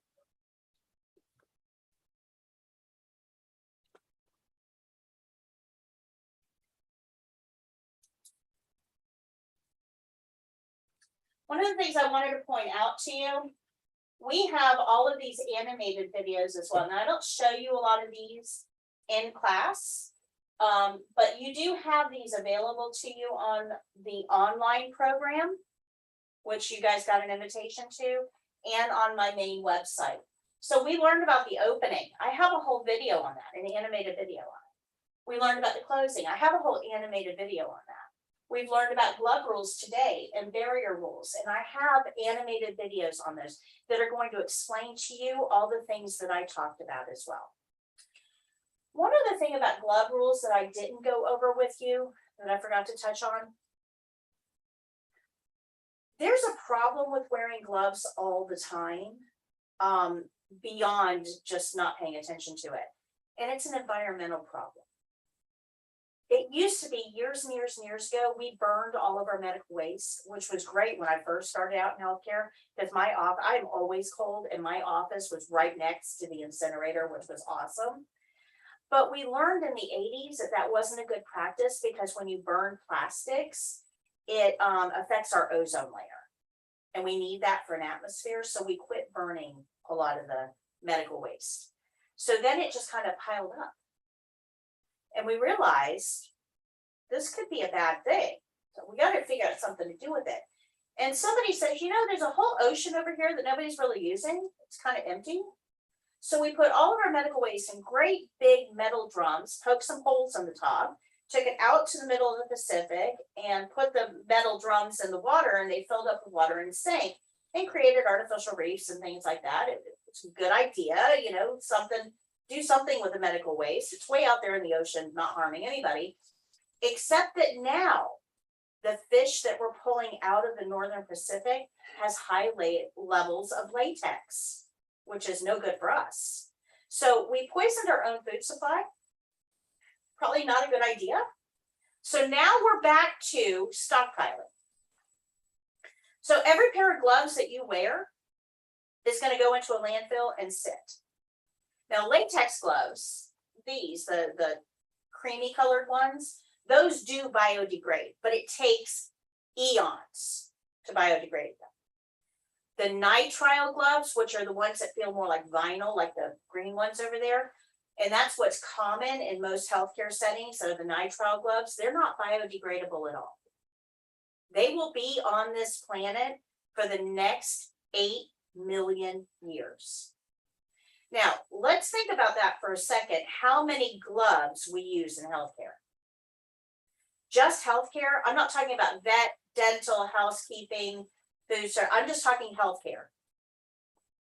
We use enough gloves every day to fill a football stadium 30 feet deep every day in healthcare. Now, it doesn't take long to realize that that's not sustainable. They got to go somewhere. We can't burn them anymore. We can't drown them anymore. So until somebody comes up with a solution for this, we're just stockpiling them. So it doesn't make a lot of sense to contribute to that unnecessarily. Use them when you need them. But if you don't use them, why are you contributing to a problem that we don't need to contribute to? Does that make sense? Okay.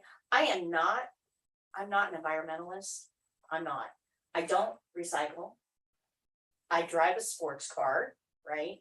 I am not an environmentalist, but this kind of makes sense to me.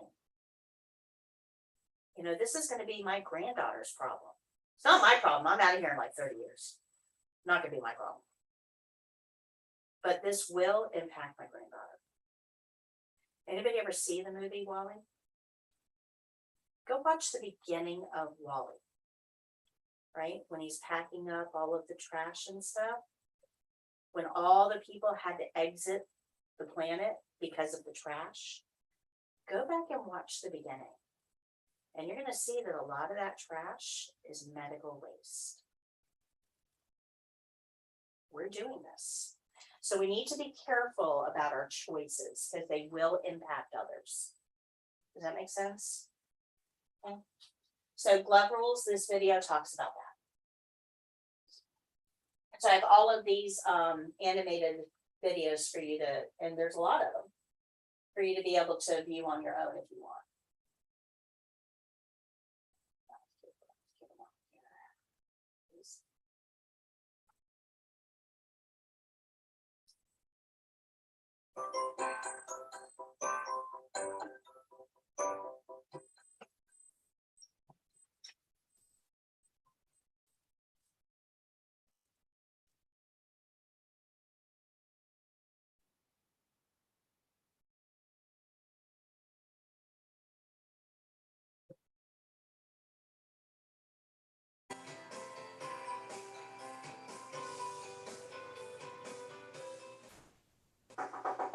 Hello.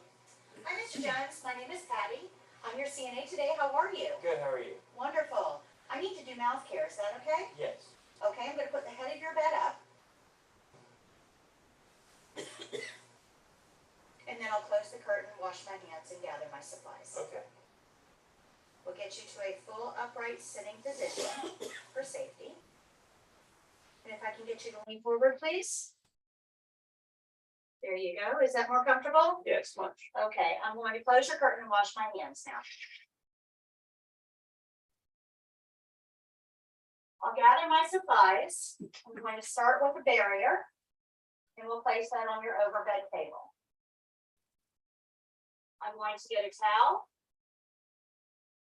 a set of gloves, a basin, toothbrush and toothpaste, and a cup of water. We'll prepare the toothbrush first.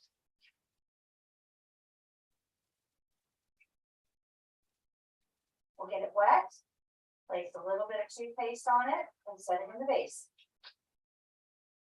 Mr. Jones, can I place this towel over your chest? Yes, please. And now I'll apply my gloves.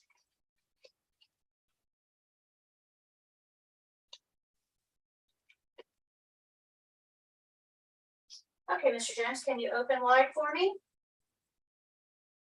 I'm going to brush the back on the bottom.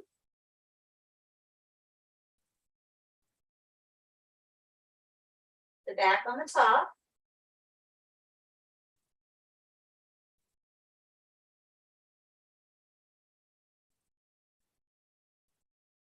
And can you bring your teeth together?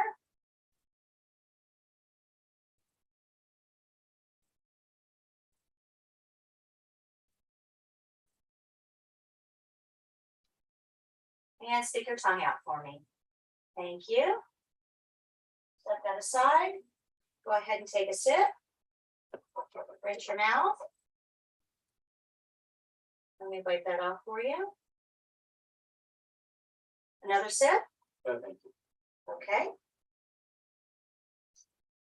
Now I'm going to dispose of my cup, wrapper, and toothbrush. I'll be right back.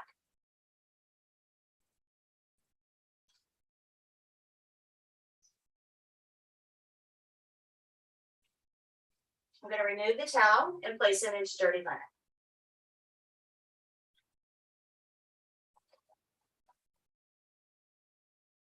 Going to go clean the basin, and I'll be right back.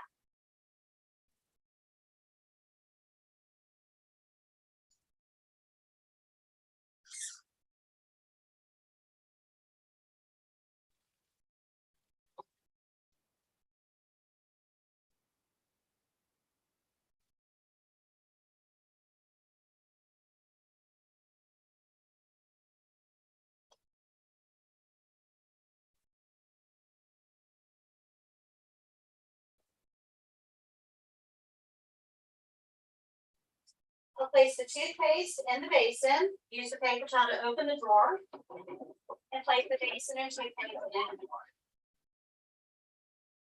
Clean up my work environment, and go throw these items away. Now I can remove my gloves.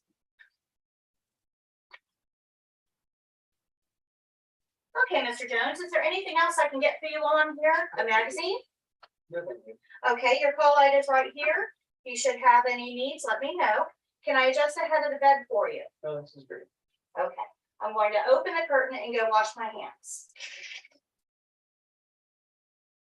After washing my hands, I'll think about my skill, make any corrections I need to make, and then tell the evaluator my skill is done.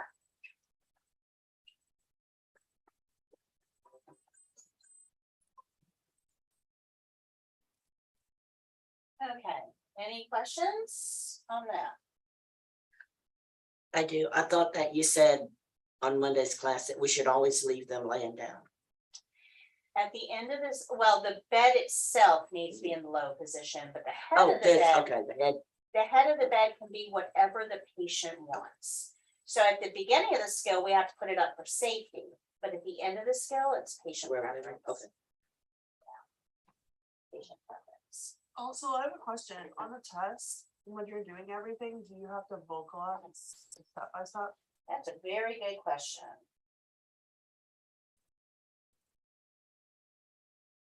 Yeah. And I actually have a video on that. It's called "Do You Have to Talk It Out?" But the short answer is yes, you do. For two reasons. You are here in a class. What are you here to learn? Skills. Okay. You're here to learn how to do all this stuff, right? Your goal is to get past the test, right? But if you thought you could do that on your own, you would have just gone and taken the test. You are here because you recognize there's things you don't know. Is that a fair statement? Do you know who else doesn't know how to do the skills? Patient. The patient. So if you are not explaining to the patient what you are doing with their body, how cooperative do you think they're going to be? They don't know you. They don't know what you're about to do. They don't know whether it's going to hurt. They don't know what they're expected to do. They simply don't know. And if you're keeping them in the dark, that can be very traumatizing to the patient. Does that make sense? So should you talk to the patient? Should you tell them every step? Yes, because otherwise, how are they going to know what it is that you're doing? But there's another reason for the test that you want to say your steps out loud. The evaluator gave you a care plan and they are grading you with these steps. That means that when you do a step, they have to check it off and they are physically holding a pen to check this off. So when you do a step, they're going to have to look down here to find that step and check it off. That means that there's going to be periods of time that their eyes are not on you. Is it possible they could miss a step? Sure. Because if they're not looking at you, it's hard for them to see what you're doing. But if you're saying the steps out loud as well, I'm going to put toothpaste on the toothbrush. If you say the steps out loud, if they're looking down here, you'll still get credit for it because they're hearing it. Does that make sense? Okay. So it's important to talk it out because you want the patient to know what's coming, what's expected, but you also want the evaluator not to miss anything that you're doing. There is another reason you want to talk it out for the test, but this one really benefits you because if you say the step out loud, it does help you remember what the next step is and what the next step, because you're going to go back and watch this video. Have you ever watched a movie so often you learn the lines? You ever do that? Like you can recite the movie? Well, if you watch my videos often enough, you'll learn the lines. And if you're talking it out, it'll help you remember what's coming next. So there's 3 very, very good reasons to say everything that I say. Now, you're not being judged on saying it exactly the way I say it. You can put it in your own words, but you really should be talking everything out. There's also kind of a creep factor here, for lack of a better term. Any of you ladies ever, don't raise your hands, but any of you ladies ever go for a female clinical exam? Right? Ones that get a little in your business. How awkward would it be if you were laying there getting checked out and it was completely quiet? How awkward would that be? Pretty awkward. If you notice, they don't let it be completely quiet. They ask you questions and talk about usually stuff that's not related to what they're doing, right? So they are distracting you, but they are also trying to make it a more comfortable experience for you. If you go into a patient's room and you start doing things on them in silence, that creep factor just ratcheted off the charts. It's really, really off-putting. But even more importantly, that's going to be a violation of those resident rights because you're making the patient feel like they don't matter. And we don't want to leave them with that impression. Does that make sense? Good. Okay. All right, so if you noticed in that whole video and in the steps that you have on page 66, there is nothing in there about timing the mouth care. There is no timing component to this. It doesn't, nobody's there with a stopwatch to see, click, click, did you actually brush for 2 entire minutes? Click, click, right? They're not timing you on this. You should do a good job. You should do a good job, thorough. The top of the teeth, the bottom of the teeth, the front of the teeth, the back of the teeth. Do a good job, but nobody's timing you on how long that takes. You need to understand that the test is not that specific.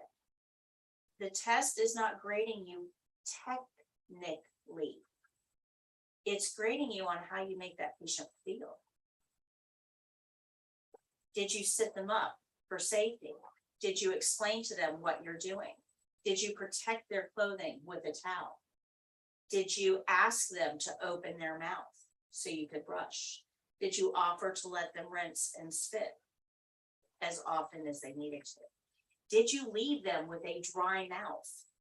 That might be important. Can you imagine walking away from a patient that's dripping toothpaste all down their face? These are the things that they're grading you on. These are the things that they're looking at. Okay. And if you don't believe me, all you have to do is grab this one. Find it. There it is. And read the checkpoints.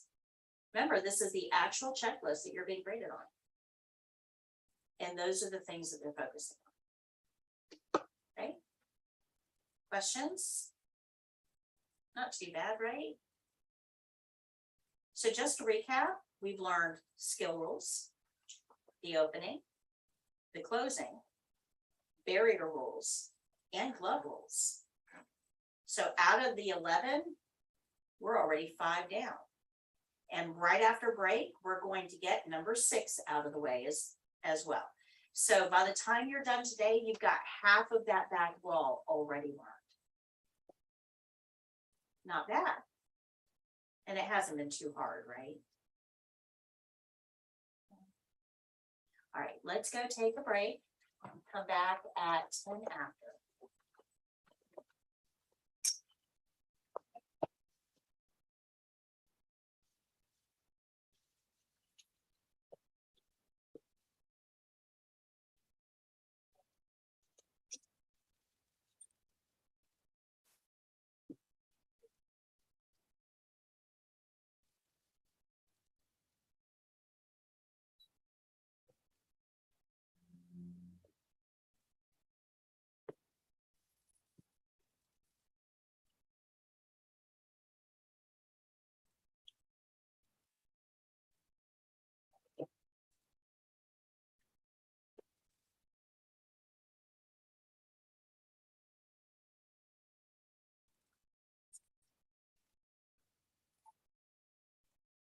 Thank you.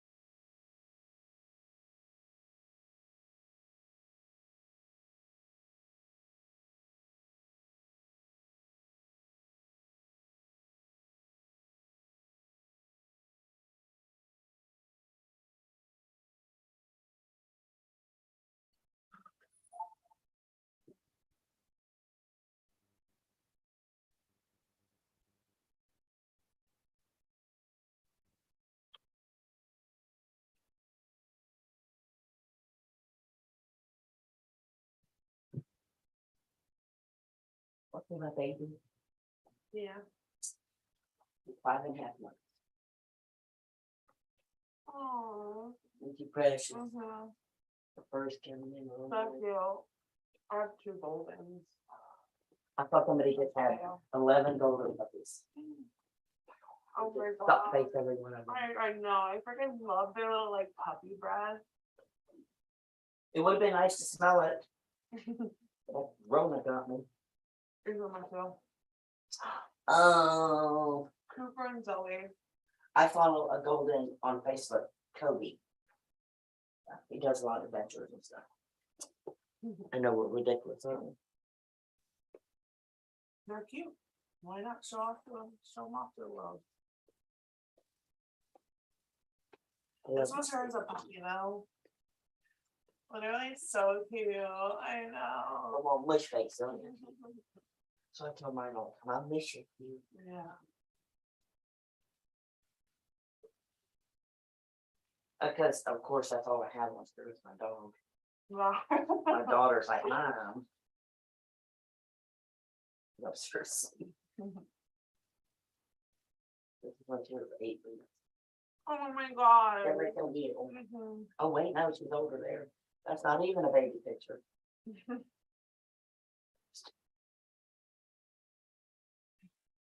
Oh. How can you not love a puppy? I know. And this was the first, after the first morning, that's what she had in her pen. Oh my gosh. She's like, let me take the crock. Yeah, my flippy, yeah. Oh wow. Love my baby. 2 to 4.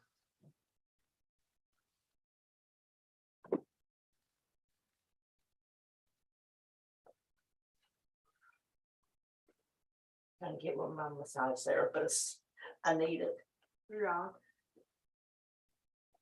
Massage and good chiropractor. I'll do you justice.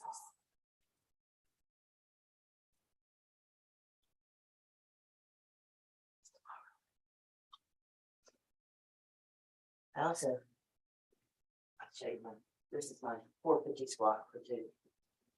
We have a competition coming up in Colorado, Oh wow. end of February.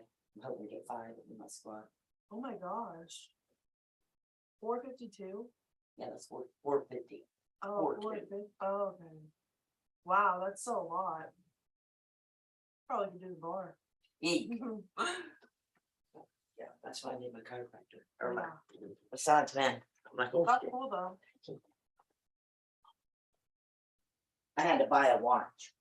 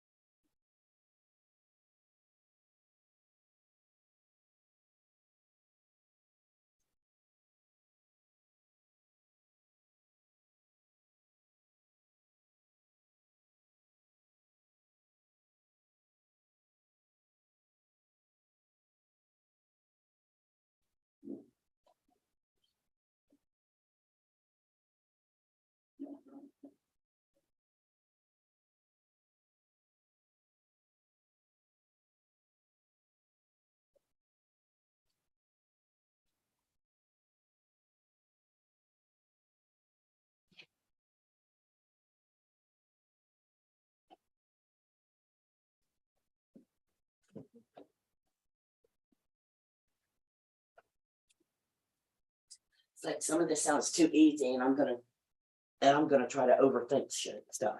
Yeah. Do you? I'm like, okay, my toxic trait is thinking I'm gonna be an expert. Or perfectionist too? Yeah. I'll probably just go home and try it on my mom. She'll be my nubby.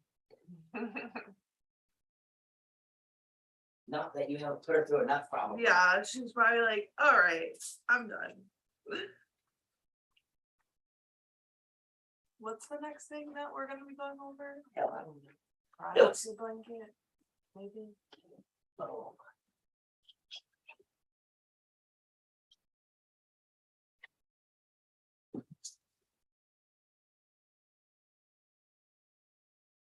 dressing. Oh, yeah. and then pulse.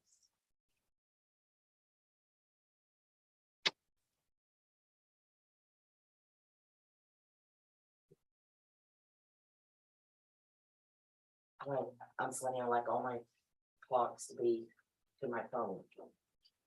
They're not like my oven and stuff, but not to my phone, like Yeah. clicks on.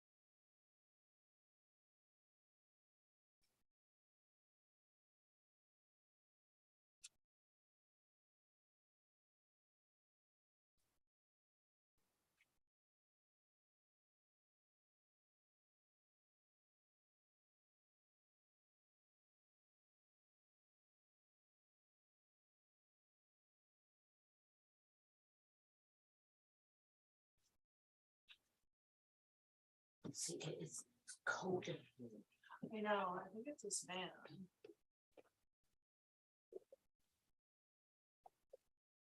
Next Wednesday, we register for the state exam. What do you mean? You have a place you're gonna work, or? Oh, no. But I feel like they hire pretty much everywhere, and then like, I know some people that are CNA, so I can just go off their judgment if the place is like, Yeah. good to work at. Where are you thinking? Do you have any ideas yet, or? Well, I live off 52, so probably just in that area. I probably wouldn't work at Bear Creek because my sister worked there for That's a waste. like 7 years. She didn't like it. She liked it until she didn't. Yeah. Guess it just depends. No hospital, you think, or? I don't know if I want to start in a hospital. I feel like it might be a little intense. I probably will start in a nursing home. Just because I did the caregiving and that was in a assisted living. So I feel like next step would be nursing home. Or hospice. Hospice is like, yeah. My dad worked in hospice for years. Takes a special kind of person. Yeah. I'm like, do I want to be there with all the dead people? I don't know. Yeah. We'll see. What kind of about that cycle? Oh, It no. is cold in here. It's always so cold. I don't know. I'm crazy gets crazy, so. Yeah. Me personally, I'd be like, oh my god, no. I'll be like, I need a room after working here.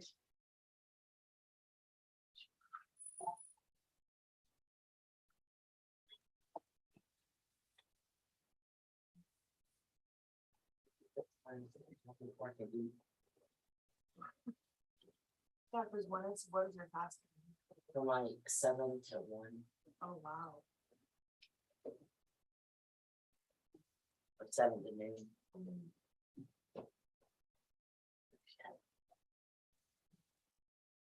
I don't know how long you're supposed to do it. I'm not, How long have you been doing it? like 4 days. Oh, I know, right? one day in, where's my? Oh, yeah. Right, I do that one man. I think I brought it to you, and I was like, I'm not even having my putting my secrets. I'm putting my computer on there.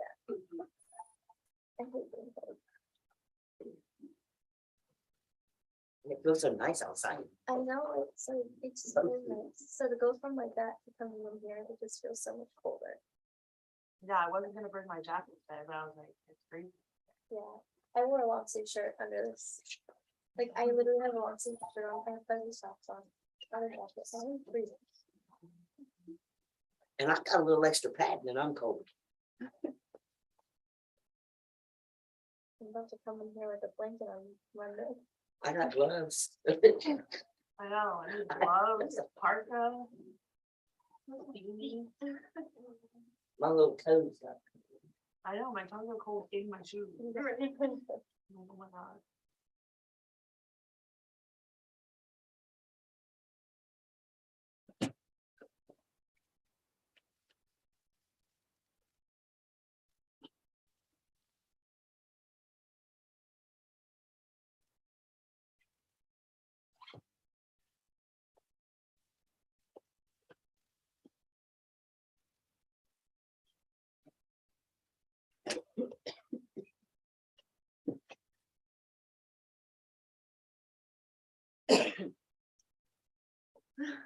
Sure. I'd much rather be warm than cold. Me too. I can always get cool, but that getting warm is rough. Mhm.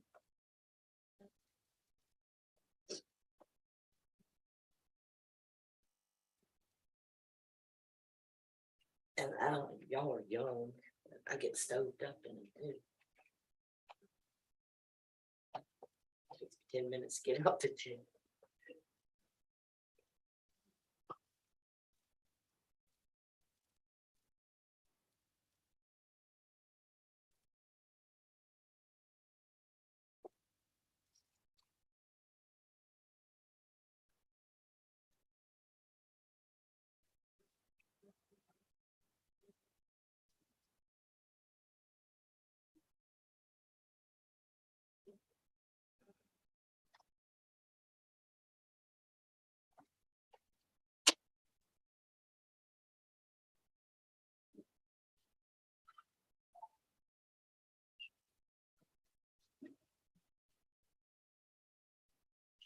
So now they see my baby.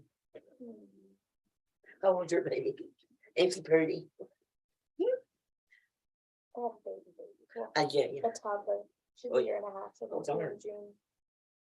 I thought like you just had her. No. This one.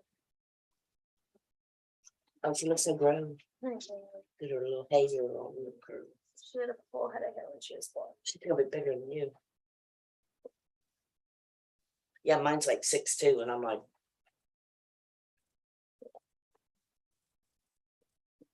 Fun times.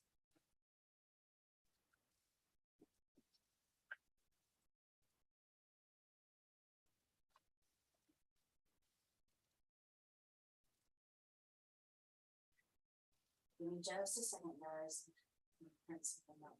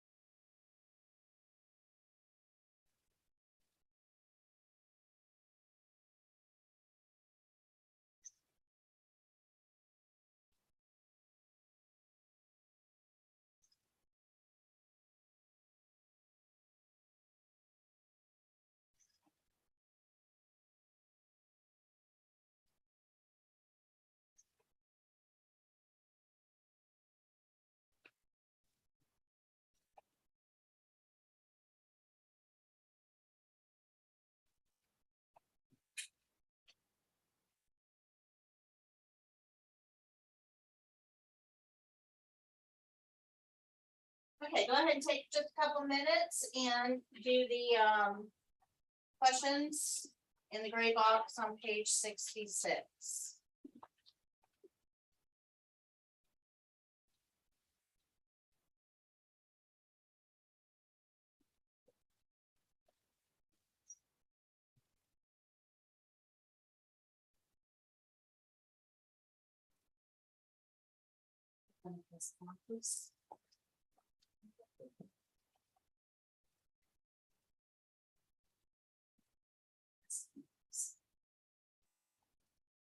So what I just handed you was a review sheet for class 1. And it goes over everything that we went over in class on Monday. You're gonna get another one of those for today's class as well. I just forgot to get it to you on Monday. We're running late.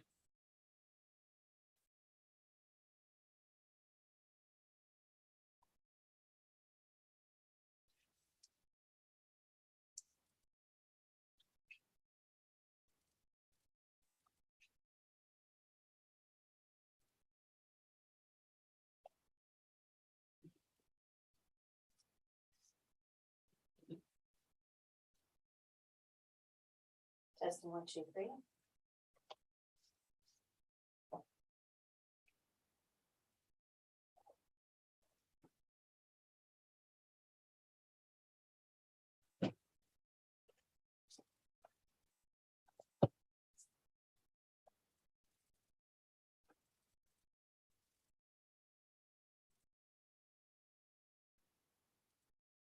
Can you guys hear me? Okay, on those of you on YouTube, let me know if you can't hear me. All right. So on page 66, the gray box, let's go through these really quickly together. After performing the opening and washing your hands, what are you going to place on the overbed table? A barrier. All preparation is done, such as gathering supplies, putting towel on the patient's chest, wetting the toothbrush, and applying toothpaste before you put on your gloves. Remember, the first thing the gloves should touch is the patient. You're going to brush the entire mouth, which is the front, top, back, and bottom of the teeth and gums. Prior to brushing teeth, patient must be in a sitting or full upright or sitting up or something upright position with pillow adjusted behind the patient.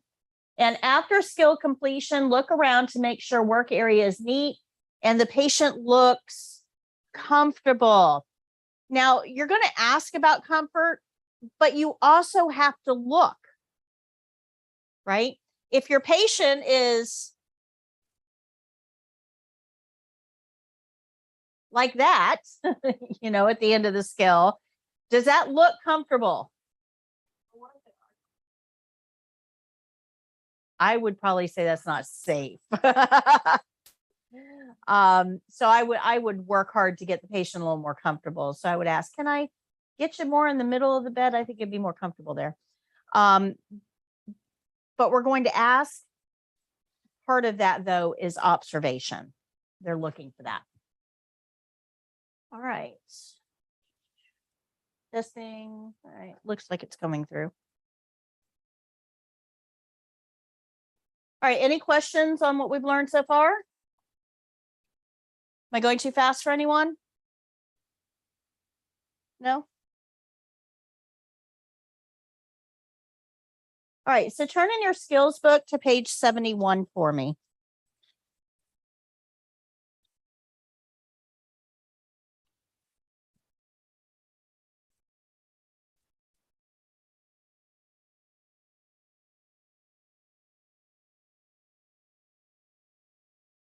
Actually, I apologize. Before we get to 71, there's something else we need to talk about. We'll come back to 71 in a minute, but right now, go to page 87.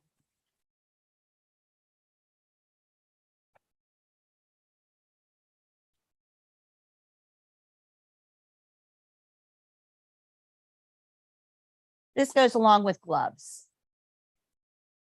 So on page 87, it talks to you about standard and transmission-based precautions. These are two different things, but they go together, and they're probably not terms that you're familiar with. In healthcare, you can't tell by looking at somebody whether they have a pathogen inside of them. You just can't tell. Like, you may be sitting there with hepatitis C and we don't know. Or you may be sitting there with MRSA and we don't know, because you can't tell by looking at somebody what's wrong with them.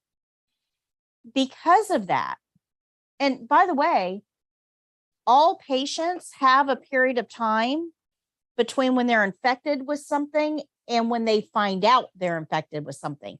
That is called an incubation time. You are contagious, but you don't know it. So, because in healthcare, we can't look at somebody and tell what they've got, we treat everybody's blood and body fluids as if it carries something that we can catch. Which is why we have the rule that if we're going to touch anything ooey gooey that's not ours, we wear gloves. Or if we're going to touch non-intact skin and it's not ours, we need gloves. Now, it can be the nicest looking person in the world. It could be a baby. It could be elderly grandmother who was a nun for a while. It could be anybody. We still follow these rules. Don't touch any body fluids or non-intact skin without gloves. Does that make sense? That is what we call standard precautions. We apply them to everybody. Everybody gets that treatment. But once we know you've got something, if you have Hep C or you have MRSA, once we've identified it and diagnosed it, now standard precautions still apply. I'm still not touching anything that comes out of you without gloves on. Standard precautions still apply, but we may have to look at putting an additional level of protection in as well, depending on how that pathogen is spread. Not all pathogens are spread the same way. This is called transmission-based precautions. So standard precautions apply to everybody. They used to be called universal precautions. You'll hear it both ways. They apply to everybody all the time. Transmission-based precautions are only put in place when we've diagnosed something and we know how it's spread to help prevent further dissemination of that pathogen. So if you are working with a COVID patient, you probably are going to be asked to wear a gown, and most likely you will wear gloves, but most likely you'll also have face protection as well, because we know that COVID is droplet with a little bit of airborne transmission. Okay. So it's a little bit lighter than droplet, but not quite full airborne. COVID's a strange beast, actually. But if you have C. diff, we don't need a mask because C. diff isn't airborne.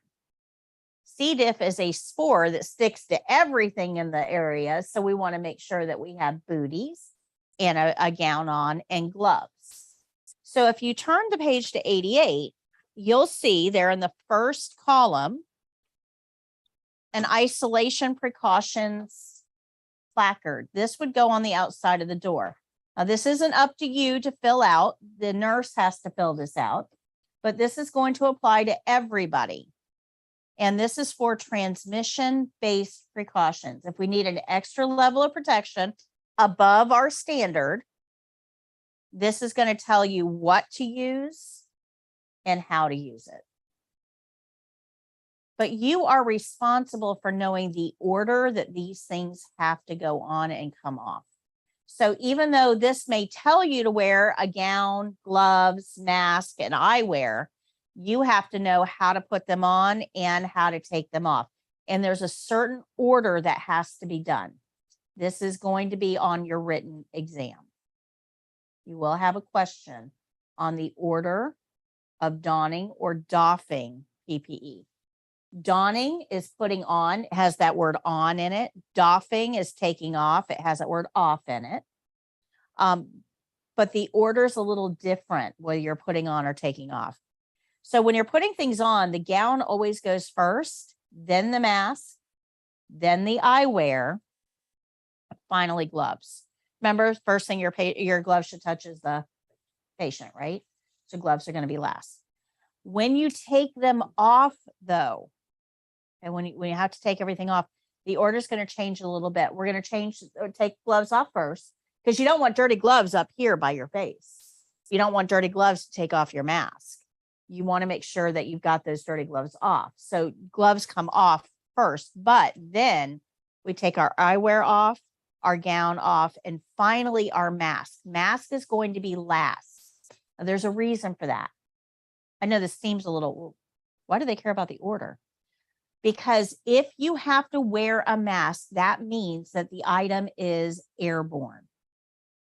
We don't want you in the room for a long period of time without a mask. So if you take the mask off and then take all the other stuff off, you're breathing that air in. So if you have to wear a mask, that's going to be the last thing that comes off. Does that make sense? Okay. So you need to know this, what's on page 88. You need to understand that. But if you go back real quick to page 85, I'm going to explain to you why.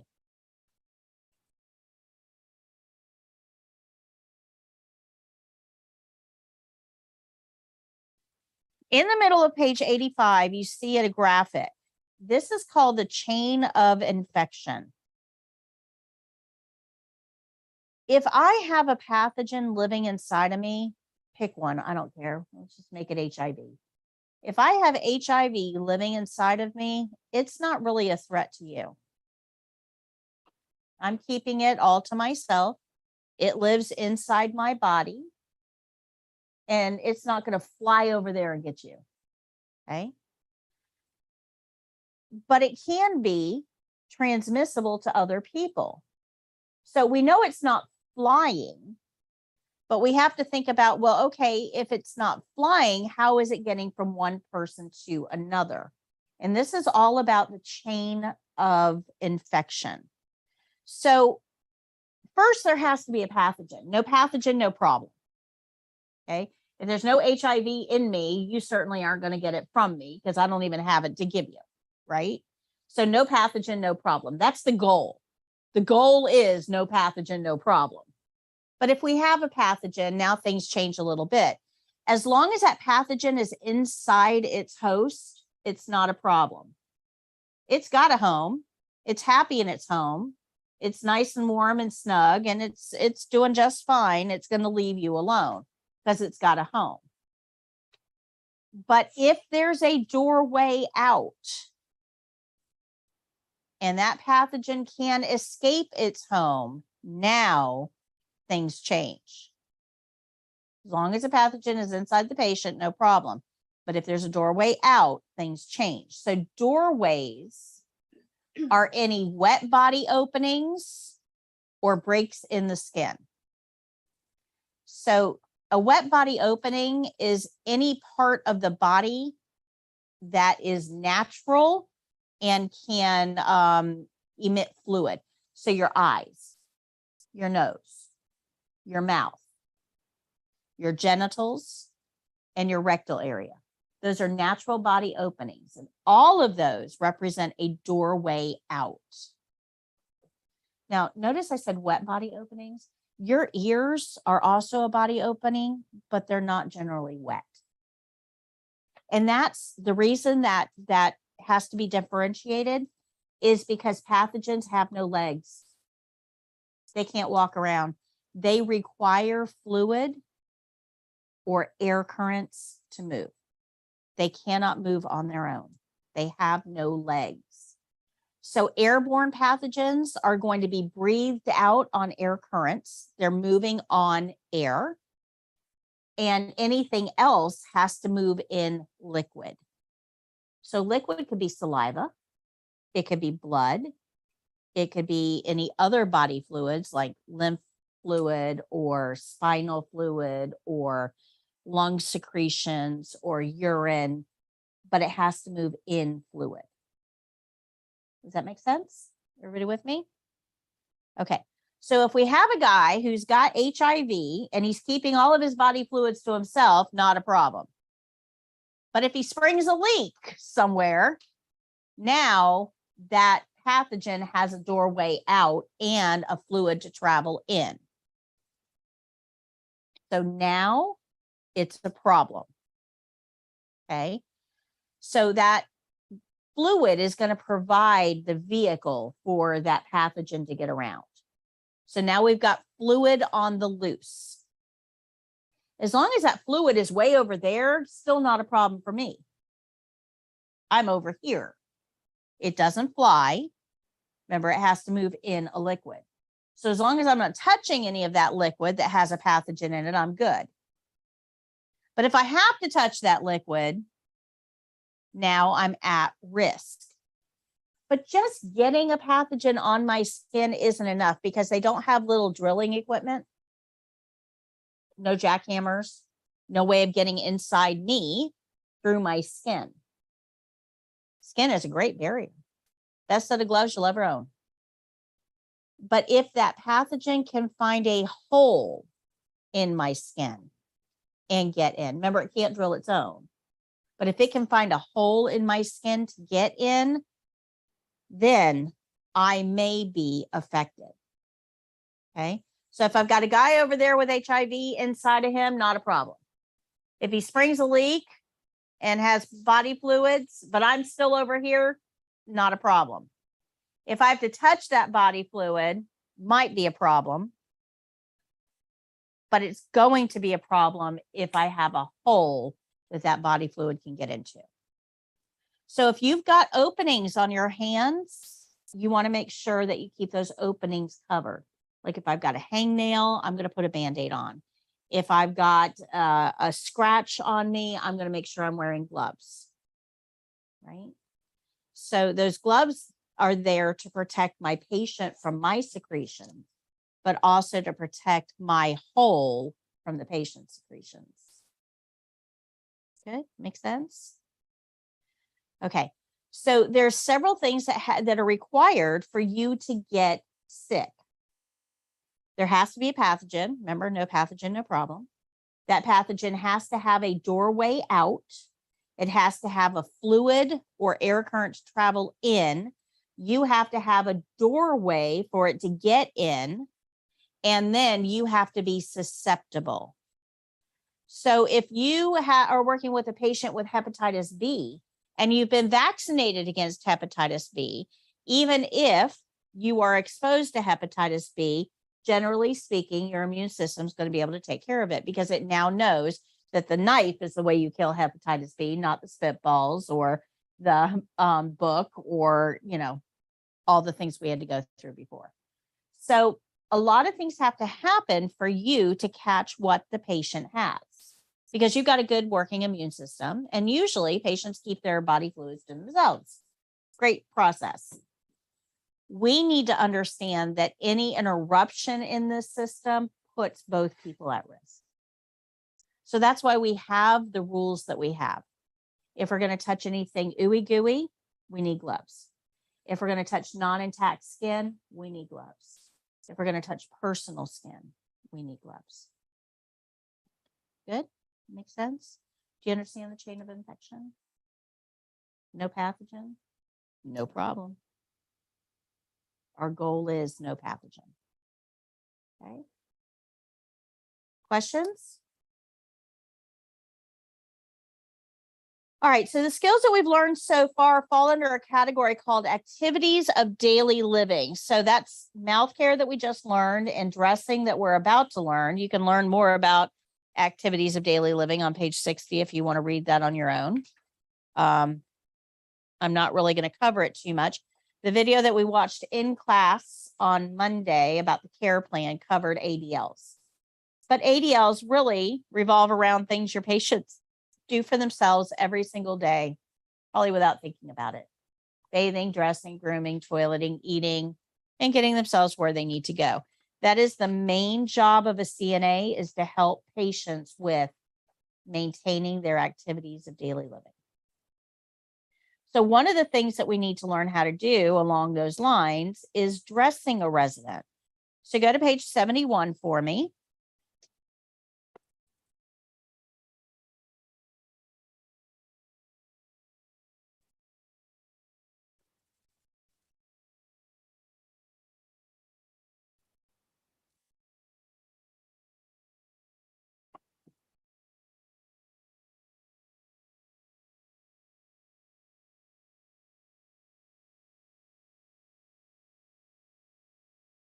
Okay, so this is page 71. Our care plan at the top of the page here tells us to dress the resident in a long sleeve, button front or snap front shirt, pants, and socks.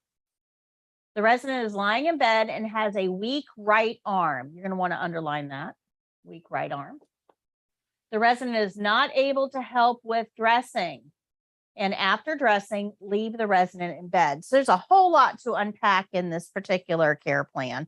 And I want to take it step by step because it looks pretty simple on the surface. It kind of looks basic, but there's a whole lot more here than you probably realize. So I want to take this a little bit at a time. So before anybody gets too far ahead of me, this is going to be done on a mannequin. Nobody's going to be dressing you for the test. Okay. It's going to be done on the mannequin. But we're going to treat that mannequin as if she's a real person. We're going to talk to her just like she's a real person. We're going to not overextend her extremities, just like she was a real person. We want to make sure that we keep her covered, just like she's a real person. So even though it's a mannequin, we're going to treat her as if she's real. Now, the evaluator is actually going to play the voice of the mannequin. So when you talk to the mannequin, you will get an answer. It'll come from the evaluator, but you're going to get some feedback, which is helpful because otherwise you just sit there and talk to yourself and it's a little weird. Okay. But let's look at this care plan in detail. It says to dress the resident in a long sleeve. Let's stop there. Long sleeve. It's cold outside, so long sleeves kind of make sense right now. If it were July, you might be looking at this going, long sleeves in July? What is this, nurse, nuts? I'm not putting the long sleeves on the patient. What do we know about the care plan? Follow it exactly. There's a reason why the nurse has asked for long sleeves. We tend to focus on temperature, but that's not always correct. Long sleeves can be used for other reasons than just keeping the patient warm, although that may be a concern. I'll get into that in a minute. But if the patient is taking a certain medication that is affected by UV rays, and there are several medications that can be affected by direct exposure to sunlight, we want to try to cover as much exposed skin as possible. Doesn't matter what temperature it is. Now, I made this mistake when I was 18. I did. I had an infection and I went to the doctor and got put on antibiotics. And on the pill bottle, there was a little sticker. It said avoid direct sunlight. Now, I'm 18, don't know nothing. And I don't pay attention to that because, who cares? I'm 18. And I had planned to go to Daytona for the weekend with a friend of mine. So we get in the car, we drive over there, we've got our little bikini. This is way long ago. Got our little bikinis on, hanging out at the beach, had a great day in Daytona. And by 5 o'clock that evening, when we finally got back inside, I was purple. I mean, purple. And I'm looking at myself going, what is going on? What is this? What's happening? Couldn't it? And it hurt. I mean, it was like a sunburn, but way, way, way worse. And I couldn't figure out what was going on. Well, it turns out that the medication I was on, you know, that little sticker that I completely ignored? Yeah, that actually meant something because when you have direct sunlight with certain medications, it can cause the capillaries under your skin to burst. And that's what happened. I had capillaries all over my body that had burst. And even now, long periods in the sun tend to make me not feel good. So this was a serious problem, and it took me a long time to kind of get over it. And now I take those little stickers a little more seriously because they really mean it when they say things like this. So if we have a patient that's on a certain medication that could have an effect like that, then we want to make sure that we're covering all available surfaces. Does that make sense? But there's also some autoimmune disorders that are affected by direct sunlight. It makes the autoimmune worse. So your patient may have long sleeves on their care plan, and it may not have anything at all to do with temperature. Okay, good. So for the test, on the supply shelf, you're going to see a short sleeve shirt and a long sleeve shirt. What do you think they're checking? That's right. That's right. Are you starting to see that the test is not really focusing on the things you thought it was going to focus on? It's care plan. It's patient-centered care. It's maintaining dignity and respect, and it's safety. It's not really on how clean you get the teeth. Good? Makes sense? Okay. It goes on to say, after long sleeve, it says button or snap front shirt. Let's stop there. We generally tend to dress in overhead clothing. Like everything that you guys have got on, you actually pulled over your head. T-shirts, we pull over our head. Blouses, we usually pull over our head. We don't use a lot of button or snap front items. Almost everything is a pullover. But when you have an arm that doesn't want to work real well, either it's weak or has limited mobility, or maybe just had surgery, or whatever the case may be, maybe affected by a stroke. When we have an arm that doesn't want to work real well, we don't dress over the head. We tell the patients or the families, go get some button or snap front shirts because it's easier to dress side to side than it is top down. But in order to make this work, we have to remember a very specific order of process.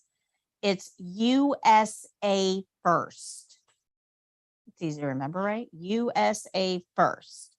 Undress, strong, arm first.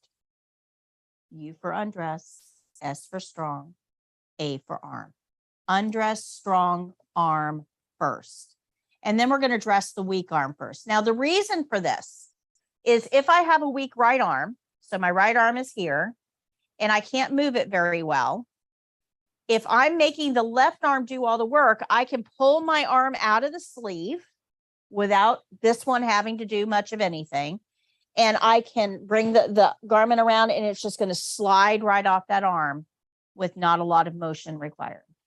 And then to dress, I'm going to slide it up the arm without a lot of motion required, and then make the stronger arm do all the work to get back in the garment. So USA first, undress, strong, arm first. So the care plan is very specific here. It says a long sleeve button or snap front shirt, and that's what they need you to select off of the clothing rack. Okay, they may throw a curveball in there to make sure that you're following that care plan. Then it says pants and socks. Well, it doesn't say anything about undergarments, so we don't have to worry about that for the test. There will be no undergarments to worry about. In a clinical setting, you may have underwear, you may have Depends, you may have an adult brief, you may have a bra, whatever the patient needs will do, but for the test, they're making it really easy on us. Okay. Pants, socks, shirt. That's it. It says the resident is lying in bed and has a weak right arm. Pay attention to which arm is weak, because that's going to affect how you dress and undress. Says the resident's not able to help with dressing, so we're going to do it all. And after dressing, leave the resident in bed. That's kind of important, because usually if somebody's staying in bed, we don't get them dressed.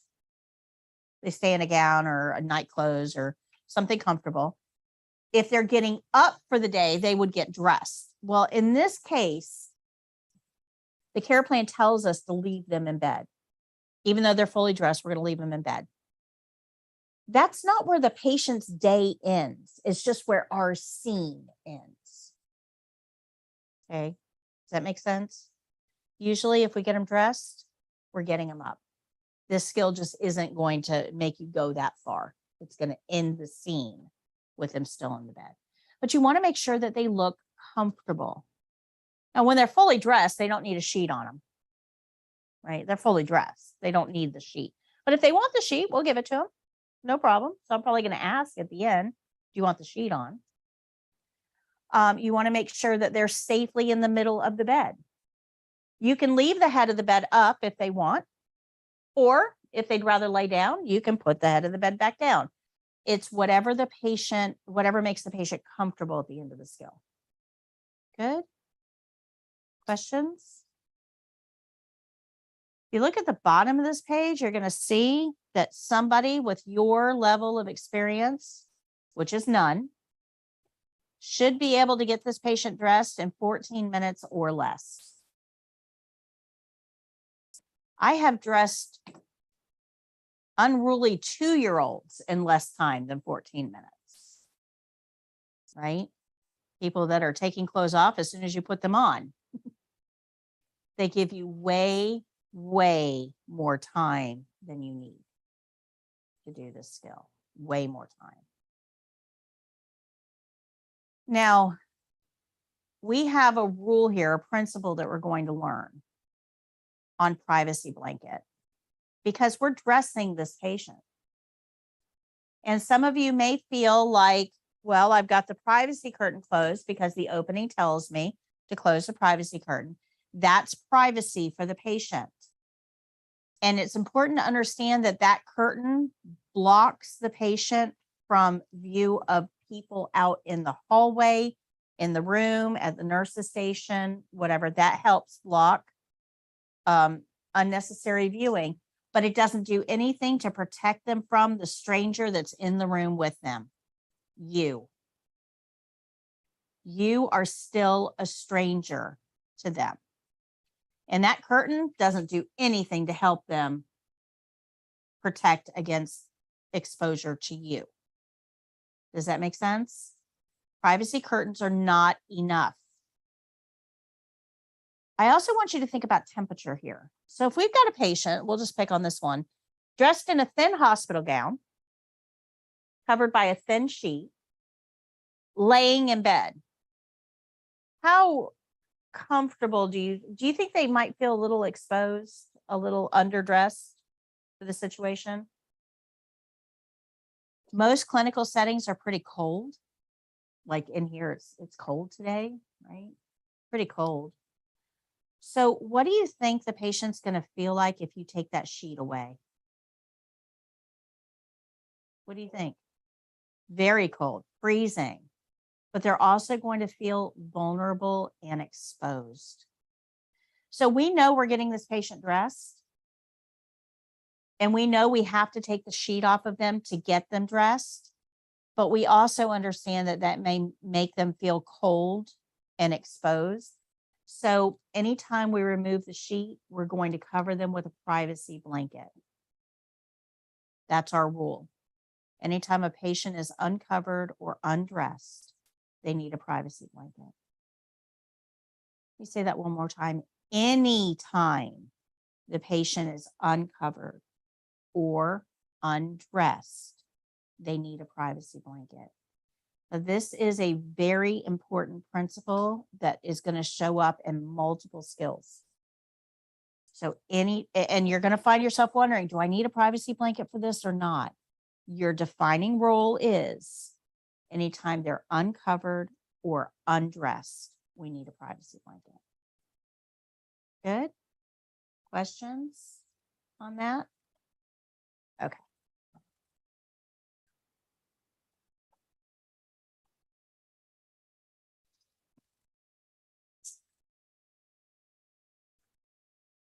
Let me explain something about the privacy blanket here.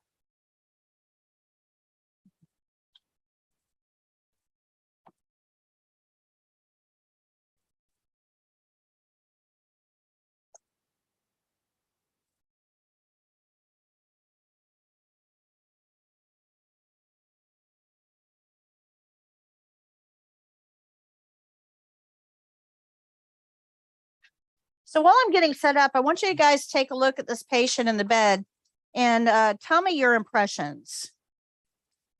If you were walking into a patient's room,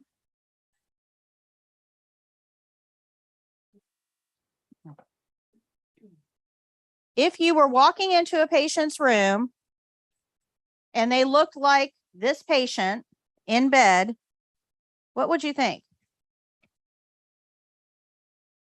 What do you guys think? Uncomfortable? Unsafe? Would you leave somebody looking like this? Nope. What would you do? Straighten them up first. Okay. All right. So patients always need to be in the middle of the bed. That's important. Turn this around here. Patients always need to be in the middle of the bed. This patient is clearly not in the middle of the bed. She's near the edge. If you leave a patient like this for the test, you will fail. Doesn't matter how good you did the skill. If you leave a patient like this, you will fail because they're not safe. She's on the edge of the bed. She doesn't look comfortable. We need to address this. Remember that the test is not about you. It will never, ever, ever be about you. You're being graded, so your mind thinks the test is about you, but it's not. The test is all about this person right here, and the evaluator's focus is on this person. So if you're focused on you, you could miss this and then wonder why you failed at the end. Always take a minute to look, really look at your patient. So I'm going to lift her head up. We're going to adjust that pillow. I'm going to help her scoot up in bed a little bit. Okay. So now our patient looks better than we found them, right? They're in the middle of the bed. They're covered appropriately. They look more comfortable. Address that. Don't ignore it. But if we need a privacy blanket, so for this skill, our patient's going to be uncovered and undressed. So I'm going to need a privacy blanket. So when I get the privacy blanket off of the supply shelf, again, I don't want to hold it up next to me because I don't want to contaminate it. When I'm going to put this over the patient, there's a specific sequence I have to follow here.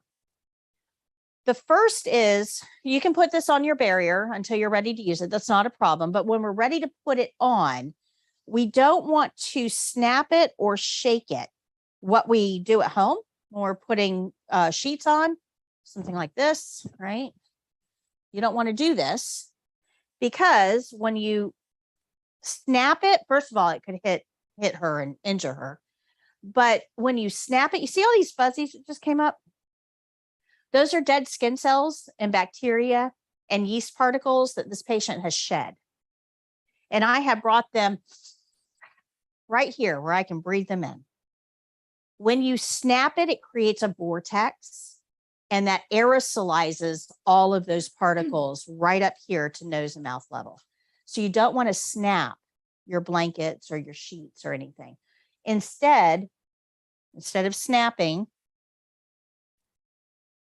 when we get our blanket for use and we bring it over to the bed, we're gently going to unfold, try to limit the how much it touches your uniform. And we're going to spread it out over the patient gently without snapping it or shaking it. Now I'm going to pull that sheet down underneath. This keeps the patient covered. So we're going to hold the blanket in place with one hand and pull the sheet down underneath with the other. So this process helps underneath expose the patient so I can clean them or change them or whatever I need to do, but it keeps them warm and protects their privacy and dignity in the meantime. Good. When we're done with the skill, we're not just going to take this away.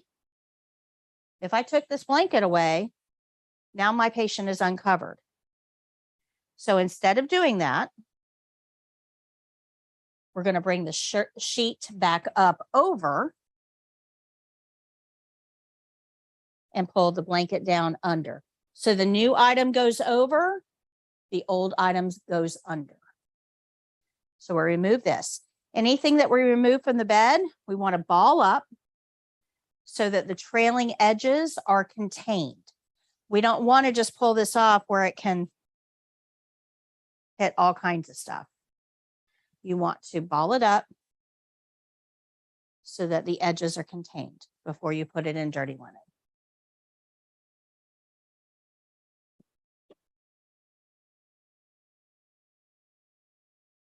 Good. Questions? Questions? No? Okay.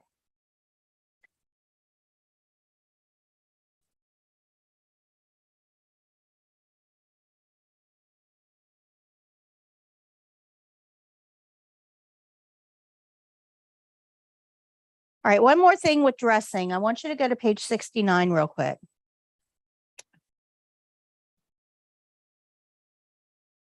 Patients have the right to wear what they want. We dress in the mornings according to our moods. I might be in a sunny mood today and wear pastels. I might be in a little bit more somber mood and wear gray. I might be wanting to look professional and wear black, right? So we dress according to our role for the day, our mood. We make choices because our outward appearance is reflecting who we are inside.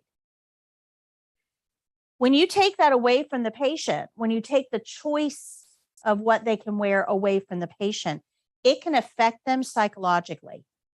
So patients are allowed to choose their own clothing. In fact, they're encouraged to choose their own clothing. So we're going to ask the patient, what do you want to wear today?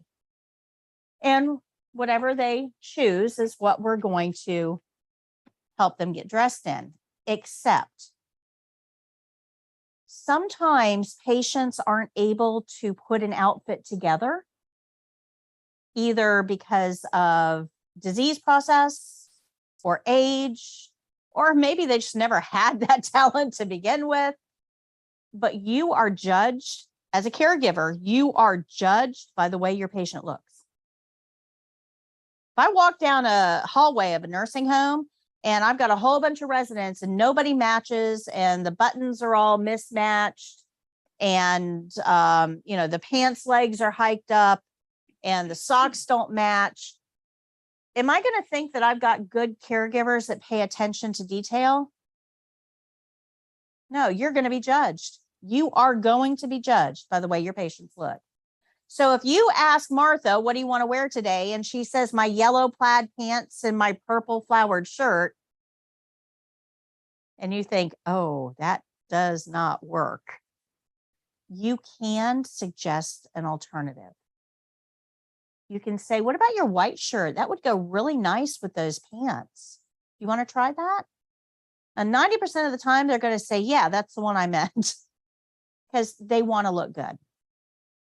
But if she says, no, I want my yellow plaid pants and my purple flowered shirt, we're going to say, okay, I'll get that for you. So we can suggest alternatives, but ultimately we're going to honor their wishes.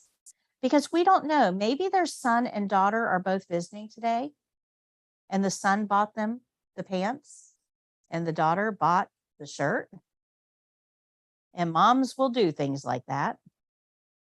So you can suggest an alternative, but ultimately we will honor their wishes.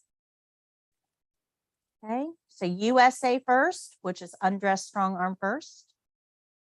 It doesn't matter whether you do the socks first, the pants first, or the shirt first. Nobody cares. Knock yourself out however you want to do this. We know we have to put on shirt, pants, and socks, but nobody cares how that's done. The only order matters is when you get to the shirt, we're going to undress the strong arm first and dress the weak arm first. Now you're going to see me do this. I start at the feet with the socks and then the pants. And then I put the head of the bed up because it's easier to put a shirt on if I can just have them lean forward. But you can't get pants on somebody that's sitting. So they need to be laying down for pants and sitting up for shirts. And it just saves a little bit of time if, you know, you don't have to keep going up and down. If you start at the bottom, put the head of the bed up, and then dress the top. And then at the end, you can just ask them what they want. Do you want the head of the bed up or down? Does that make sense? But it doesn't, if you want to start with a shirt because that's where your stress level is, because I got to remember USA first. If you want to start with a shirt, that's fine. Okay. Good. Questions? All right, let me show you this one. And again, I'm going to show you this video because it's got close-ups. The next skill that we get to, we're going to do live.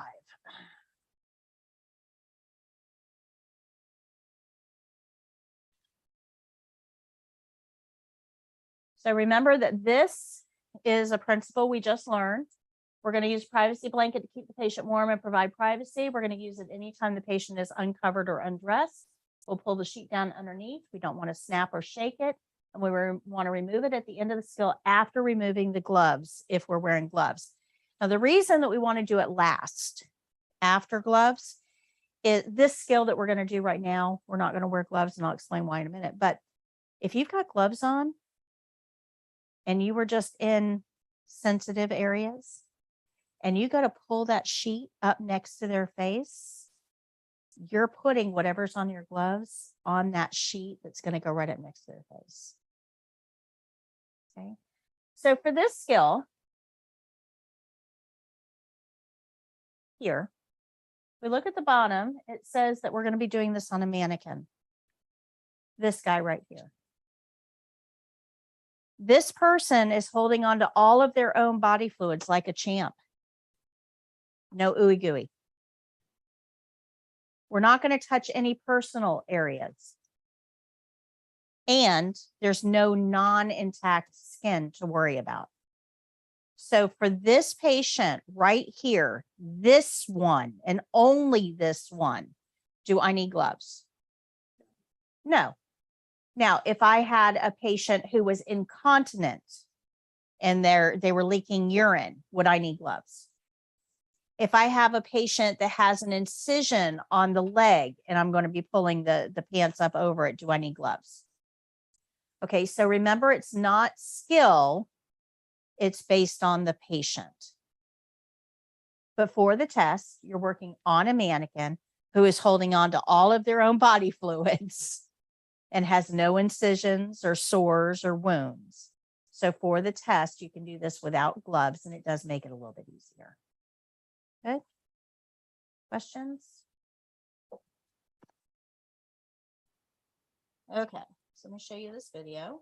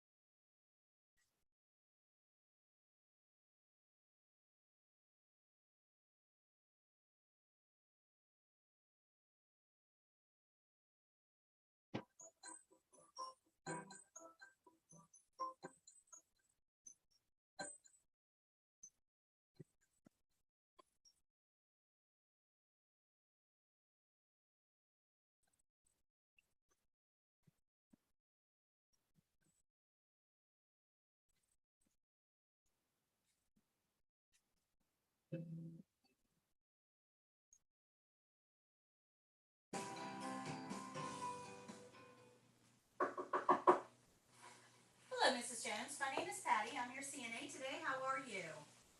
Good. I'm here to help you get dressed. Is that okay? Okay, I'm going to close your curtain. Let me go wash my hands, get my supplies, and I'll be right back. The first thing that I'll get is a barrier to put on my table to make sure that my supplies remain clean.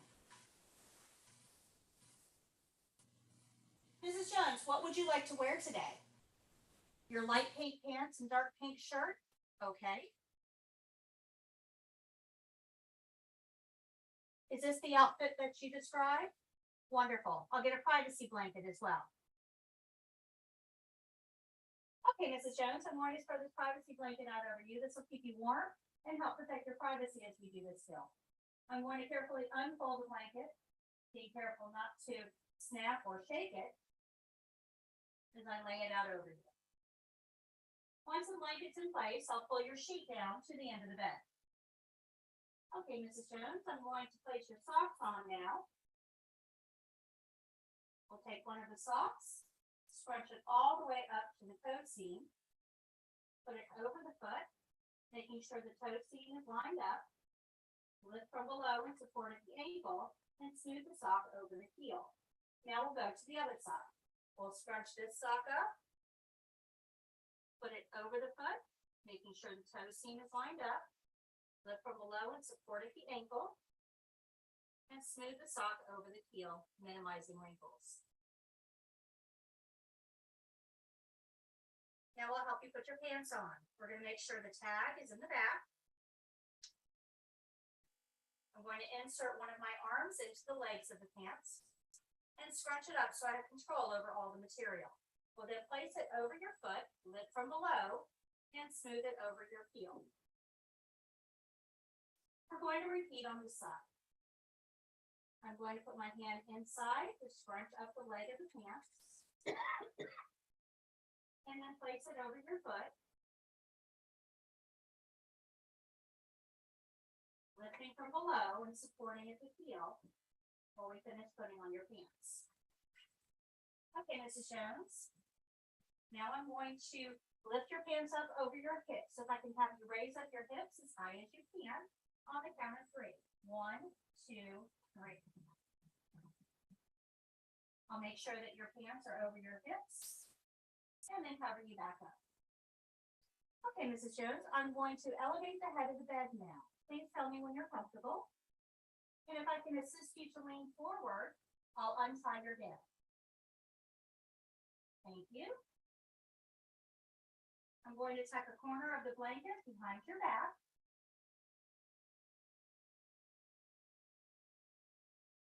As you sit back.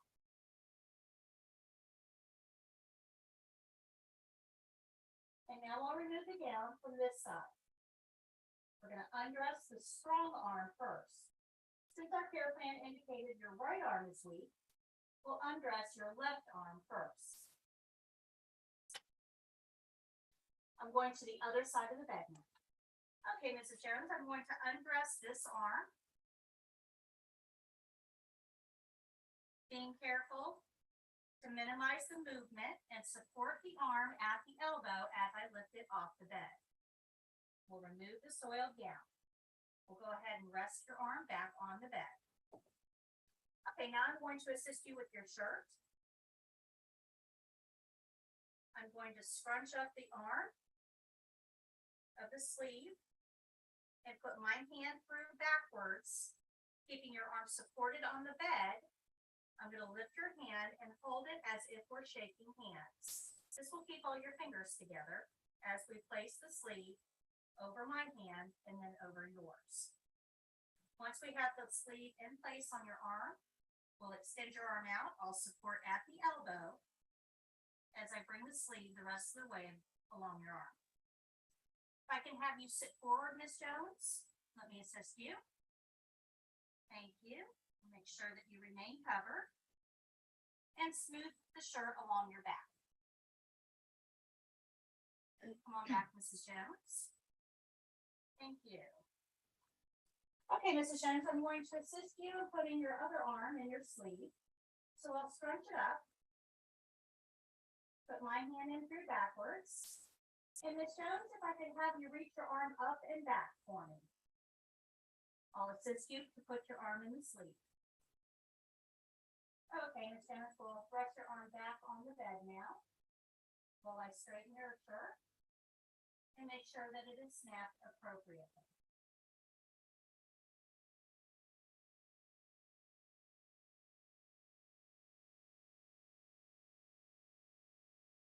Okay, Okay, let me just adjust your clothing to make sure it's neat. Can I have you lean forward for me, please? Thank you. And I'll make sure that this blanket can be removed. Okay, Mr. Evans, I'm just gonna gather up your privacy blanket and place it in soiled linen along with your gown. I'll be right back. Okay, Mrs. Jones, I'm just going to adjust your clothing for neatness and appearance and make sure that it's fastened appropriately and that you look good. Very nice. Okay, you have your call light here if you should need anything. Can I get a magazine for you? Okay, I'm just going to throw your barrier away. And open your privacy curtain. Now we'll go wash my hands. After washing my hands, I'll think about the steps of my skill, make any corrections, and then tell the evaluator my skill is done.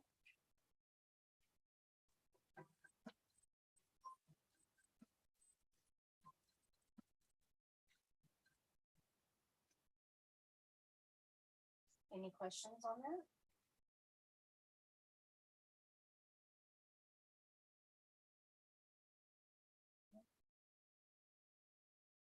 Okay. So I want to go back here. We're going to learn one more principle today, and that's space and cleaning. Now, this is going to be a very high level overview. We're going to get into this in detail next week, but this is just to make you a little bit familiar with space and cleaning. So in healthcare, there's a difference between clean and sterile. CNAs do not do sterile. We don't even come close to sterile. What we're looking for is clean. Okay, so that's the first thing you need to understand. So we're going to use a lot of basins in this program. We're going to do a lot of washing stuff. We just saw basin cleaning with mouth care. After they spit in the basin, we took it to the sink, rinsed it out. And you probably noticed that I set it down and then picked it up with a paper towel. And that's the part I want to talk to you about. So anything that's in a basin is going to be dumped where it normally goes. So if you have a basin with urine in it, where does urine normally go? If you have a basin with water in it, where does water normally go? Sink. So wherever it normally goes is where it would go. Saliva, same thing. Saliva, usually we brush our teeth over the sink, not the toilet. How weird would that be? Right? Brushing your teeth over the toilet. So we're going to dump the saliva from mouth care in the sink because that's where it normally goes. Good? Questions on that? And then we're going to rinse out the basin. Now, we're not trying to disinfect it. We're not trying to sterilize it. We're simply rinsing out the big globs of toothpaste. These personal care items, basins, bedpans, anything like that, are single patient use. So this guy's emesis basin, the kidney shaped basin that we use for mouth care, it's only his. His roommate's not going to use it. That is his and his alone. So we're simply going to rinse it out, dry it, and put it away. We're not going to disinfect. Same thing with bedpans. It is his and his alone. Doesn't get spread around. So rinsing it, drying it, and putting it away is perfectly okay because it belongs to that one person. Good?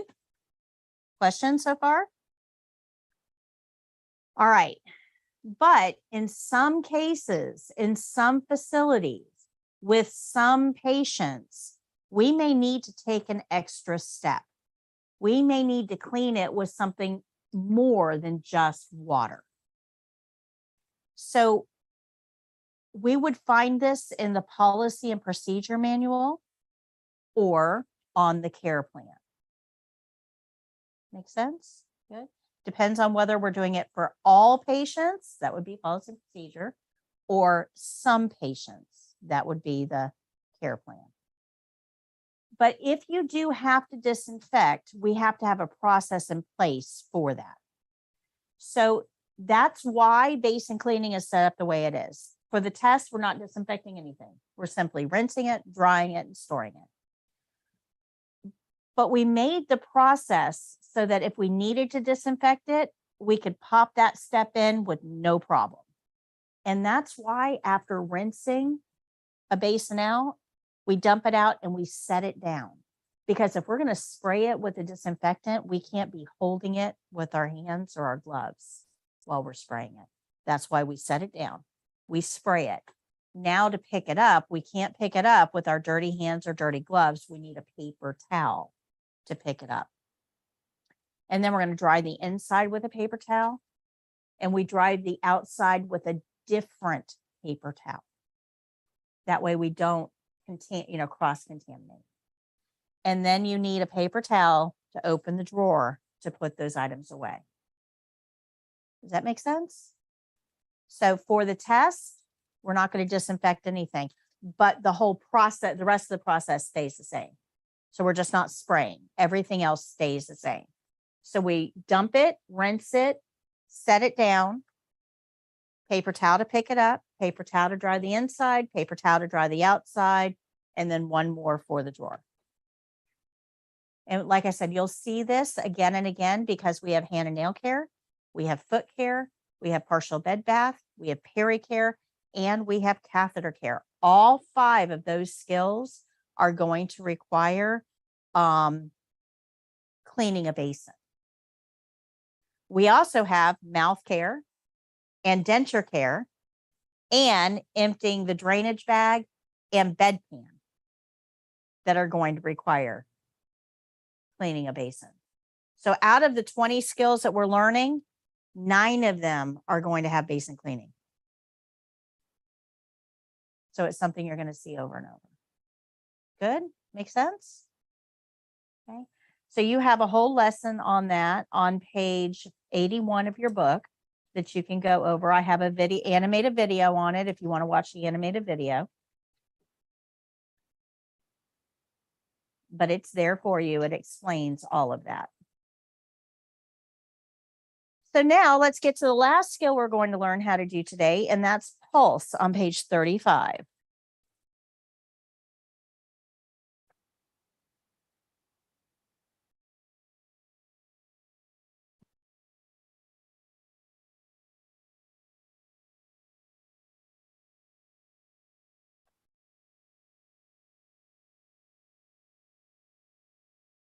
How do we know what to do with each patient? Okay, so the care plan at the top of this page.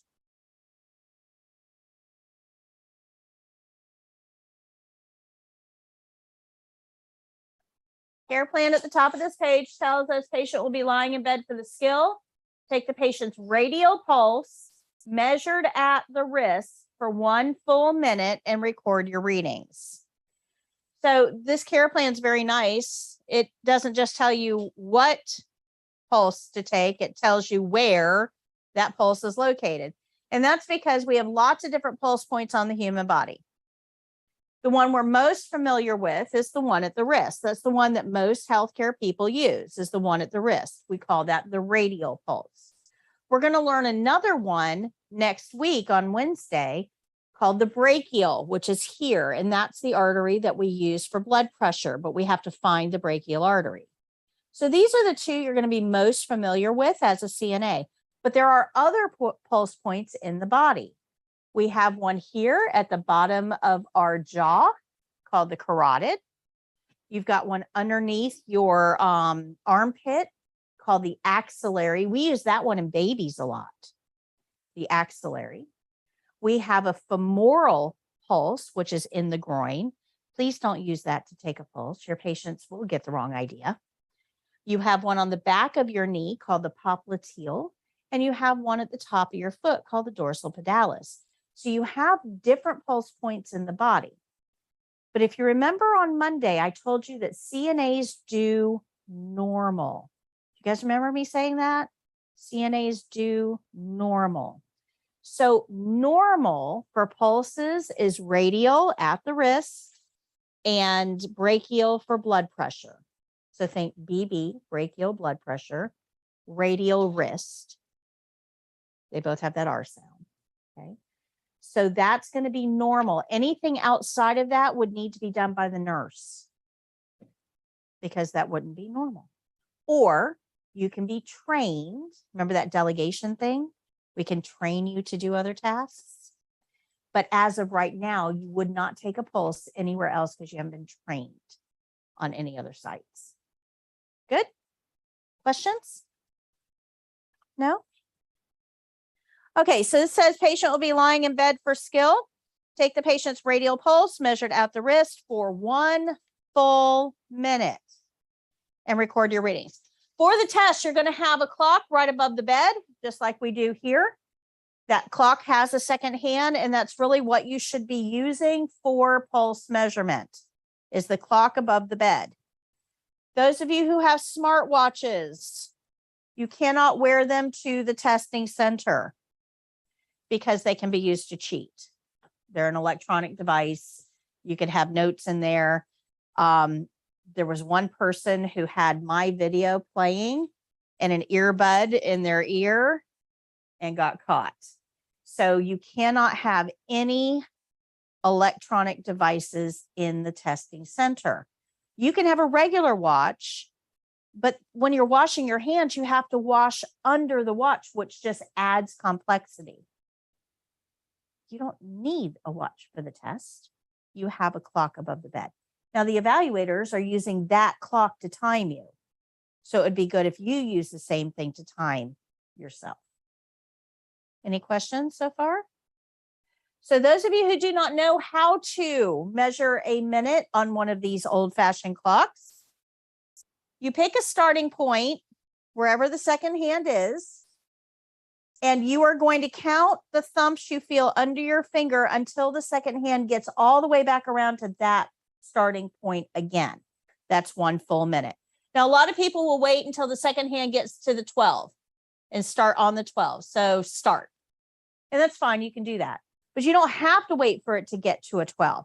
A little trick that I use when I'm taking a pulse, so I don't forget where I started, is I've got this hand, because I'm right-handed, on the pulse. So this is my counting hand. It's going to count what I feel under my fingers.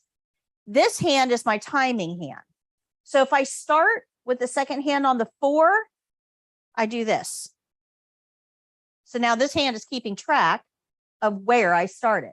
So I always know, okay, I've got to end on the 4. You can do that for 1, 2, 3, 4, 5, 6, 7, 8, 9, 10. I never, ever, ever start on 11. I just wait for it to go to 12. Okay. But that way, this hand can always keep track of where you started.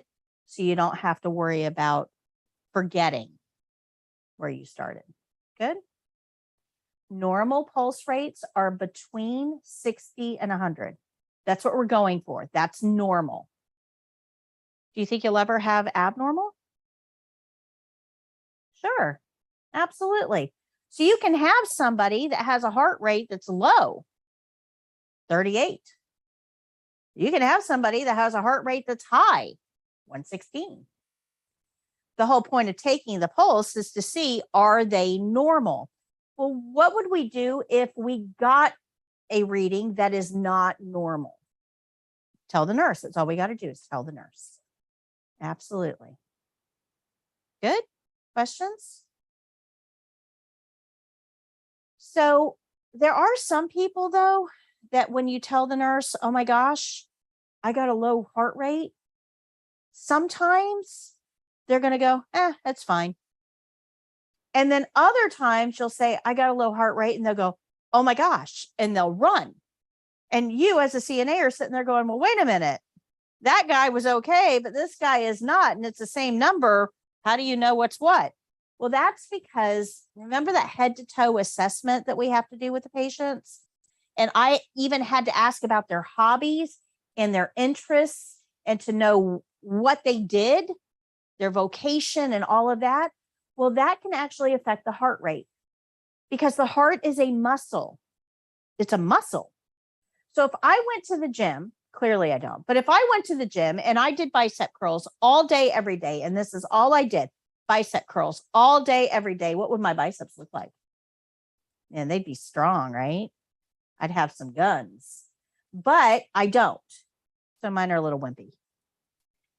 Well, when you work on muscles consistently, it strengthens that muscle. Cardio exercise, anybody ever hear that term, cardio exercise? That's working a muscle too. Anybody know what muscle that's working? The heart. So what your cardio athletes, these are people that are runners and cyclers and swimmers, and they do a lot of physical activity. Their heart rate might actually be low because their heart muscle is so strong, because they're constantly working that muscle, making it stronger. So Lance Armstrong, world famous cycler, right?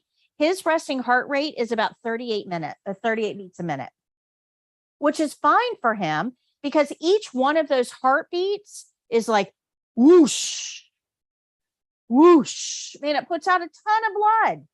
My heart rate, right? So my heart is going to have to beat a whole lot more to push out the same amount of blood because it's not as strong. You guys see that? So sometimes you'll have a patient that has a low heart rate and your nurse is going to be very concerned. Other times the nurse would be like, it's okay. And it's all because they have more information on that patient than you do. Your job is not to figure out what's normal. Your job is to report anything abnormal. Now, this can go beyond that normal range, right? Normal between 60 and 100. But let's say we have a patient whose heart rate is 98. Well, that's between 60 and 100, isn't it? So technically it's normal. And you go to put it in the patient's chart, 98. But as you're putting it in there, you see all the pulse rates before you were in the 60s. And today, 98. Even though it's still in normal limits, is this normal for the patient? So what would we do? Report it to the nurse. Good. Questions? Everybody okay? All right. Let me explain to you how to take a pulse. Never use your thumb to take a pulse. Your thumb has an artery. You'll get your own pulse, which won't help you a bit. We want 2 fingers. And when you take a pulse, you want to use the fingertips, not the flat part of the fingers. So a lot of people, just kind of lay their fingers on there. You don't want to use the flat part. You really want those tips. Let me take this jacket off so I can show you.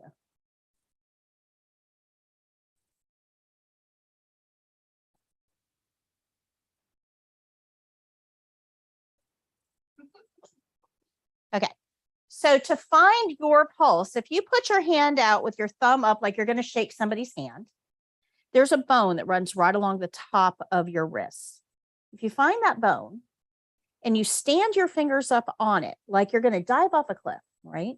Hand out like you're going to shake hands, stand your fingers up on that bone, and then roll forward and put your thumb on the back. You should feel the thumps under your finger. See if you can find your thumps. So,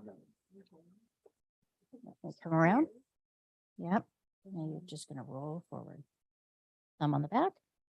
And you want to bend these 2 knuckles. There you go. Because you want those fingertips. Get it? Come down just a tad. Don't press quite so hard.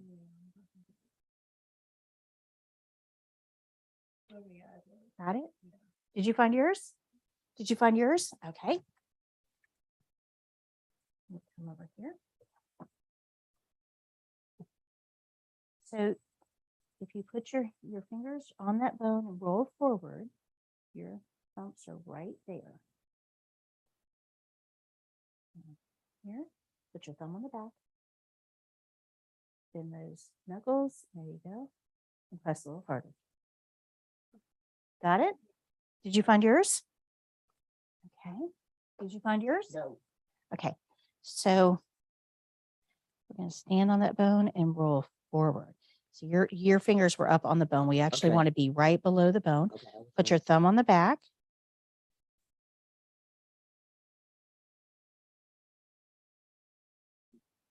Got it?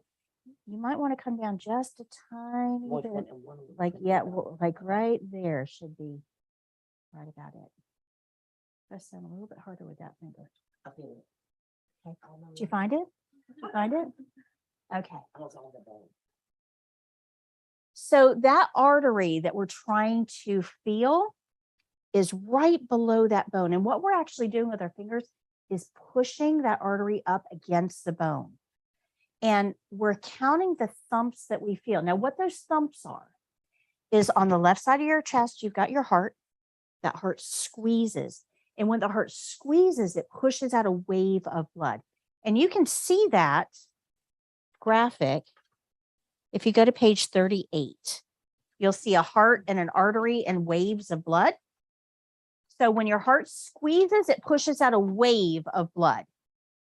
When we push down on the artery, that's what we're feeling are the waves of blood that the heart made. And if you count the waves of blood, it tells you how many times the heart beat. That's what a pulse is. Okay. Now, it's super important when you find the pulse, if you put your fingers there, you might feel the pulse, but it's super important that you put your thumb on the back. Now, the reason is that a minute is a very long time. You're about to find out just how long a minute is. A minute is a very long time. And you won't be able to control this. Your body will just do it naturally. But if you just set your fingers there over that minute, your fingers are going to relax and you'll lose the count. It'll go away. When you have your thumb on the back side, it's in a C shape and that holds consistent pressure. So you're less likely to lose the count. Now for the test, you can restart if you need to. So if you're doing this skill on a patient and you lose the count, you don't have to talk to the evaluator. They're smart cookies. They'll keep up. Trust me. You want to talk to the patient. I'm so sorry. I lost count. Let me start again. Look at the clock, pick a starting point, say start out loud. Those evaluators will stay with you. They'll keep up, but you want to explain to the patient, not the evaluator. Who's the test about? The patient. So don't ignore the patient. Okay, good. Questions so far? No? Okay, I want you to find somebody else's pulse. Grab a partner and just feel it. You don't have to count it, just find somebody else's pulse.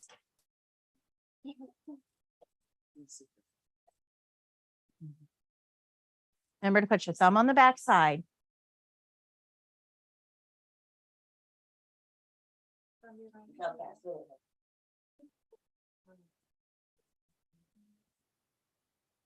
Don't press hard because it's like a straw. If you press too hard, you'll crimp it close.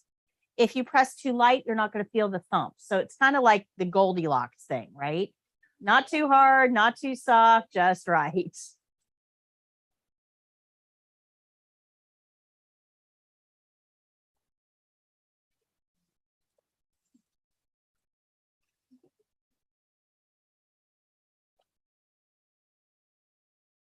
What's normal? What's that? 60 to 100 is normal. What do you do if you get abnormal? Let the nurse know. Very good. Very good. Questions so far? No? All right. So we're going to do this together. Who here has experience in taking a pulse? Who has experience? Anybody? Okay. All right. Then I'm going to work with you.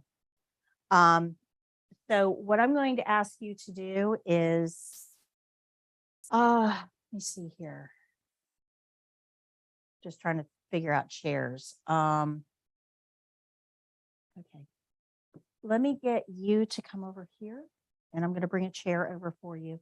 And I'm going to ask you to go sit in that red chair over there.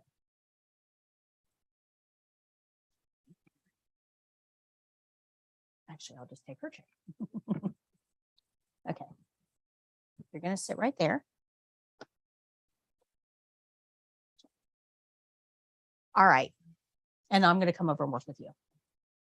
Okay. So you are going to put both of your hands out on the table so they're supported on the table. It's always best to have the arm supported somewhere when you're taking a pulse. Otherwise, the arm has to work a little bit harder to stay like suspended, and that will actually increase the pulse rate. So it's always best to have the arms supported. So you're going to put your arms out in front of you. You're going to find the pulse on that hand, and you're going to find the pulse on that one. You are going to place your arms out. You'll find the pulse on this arm. You'll find the pulse on this arm. Okay. And just find the pulse right now. Don't count. Just find the pulse. And when it's going to be up at the top, not at the bottom, way up here. There you go. When you got the pulse, you got it? Got it? Okay, whoops. Let me know when you guys have the pulse. Yours is going to be way up toward the thumb. Yep, right there. Press a little harder. A little harder. Got it?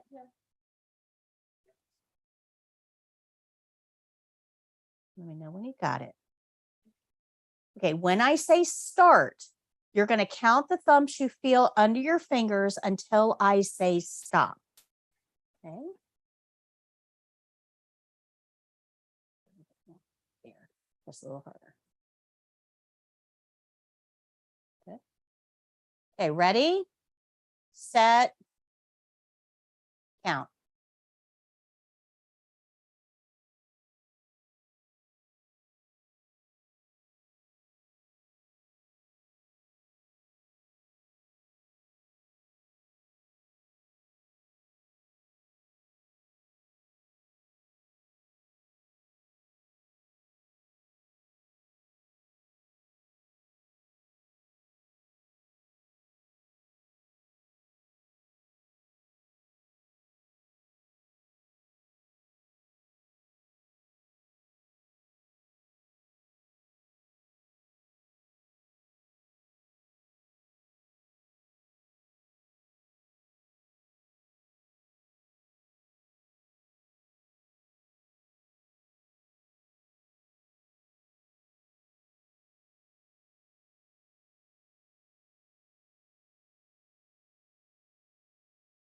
Stop. There you go. What'd you get? 87. Okay, yeah, I get about 85. So it is a long minute, isn't it? What'd you get? I don't know. Did you lose it? Yeah. That's okay. Okay, what'd you get? What'd you get? Okay, good. Good. So for the test, this is how it's going to be set up. You are going to be counting the pulse, and the evaluator is on the other arm counting the pulse. So you have to be accurate during the test. Now, they give you a margin of error. You can be off by 4 beats in either direction and still be considered accurate. That's a pretty big margin of error. Okay, so let's say the evaluator got 76. If you got 72, 73, 74, 75, 76, 77, 78, 79, or 80, you're considered accurate. But for the test, your patient's going to be laying in bed. There's 2 arms. You get to pick which one you want. The evaluator will take whatever's left over, and they're going to find the pulse. When you say start, they're going to start counting in their head until you say stop, and then they're going to stop counting. They're going to write down their reading. And then the evaluators are going to switch. And the second evaluator is going to count with you. So pulse is the one skill that you actually have to do twice, once with each evaluator, because they have to be able to grade you independently. But that second evaluator, they're not just standing there doing nothing. They're actually responsible for making sure that you counted for 1 full minute. So one of them is counting, the other is timing, and then they switch. One counts the other times. Good. Okay, stay where you're at. You two are going to switch places. Sorry. You guys should be able to reach. So can you reach your arm across? And yep. Can you reach that one? Okay, you two, yep, switch. Yeah. Yeah. We're going to do this again. Okay. Yep.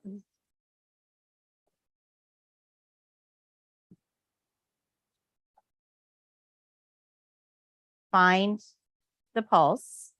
And I'll let you take mine again. Find the pulse. And when you have it, say yes. Press a little bit harder. I feel this. I Do you, can't you feel it? that. Okay. You got it?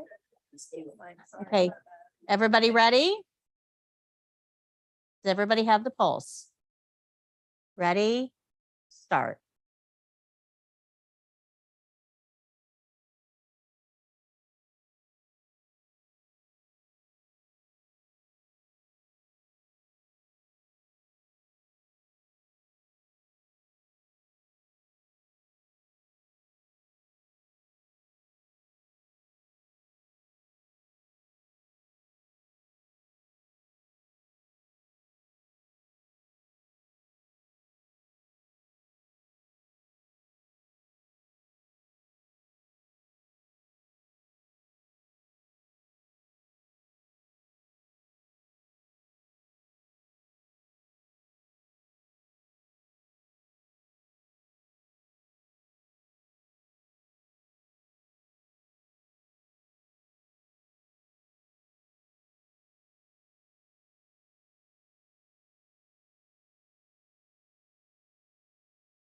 Stop.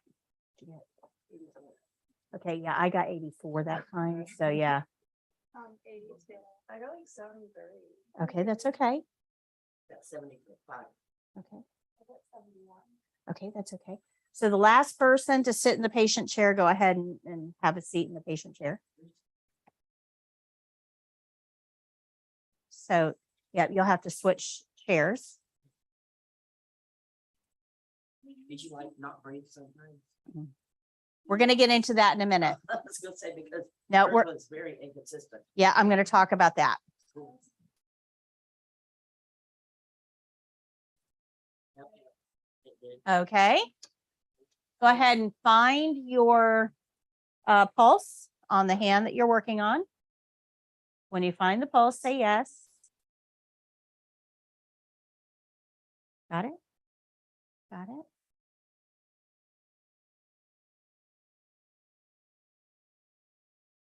Did you get it? I think so. I think so. Yeah,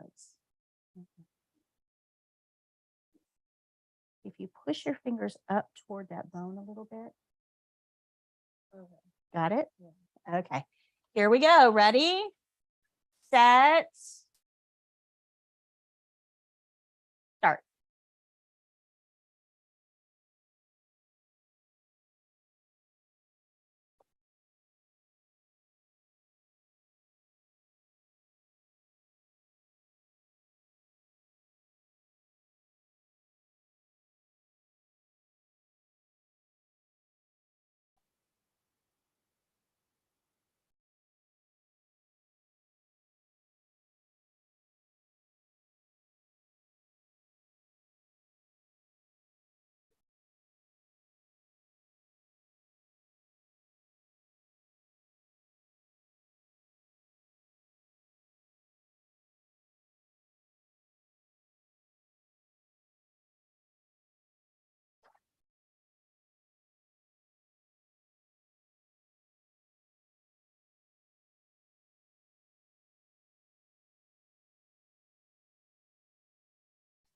Stop. What'd you guys get? 67. 59. Very good. All right, go ahead and resume your seats. Did you smoke it?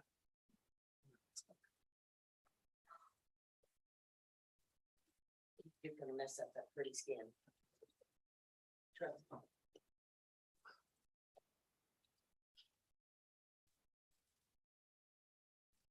Okay.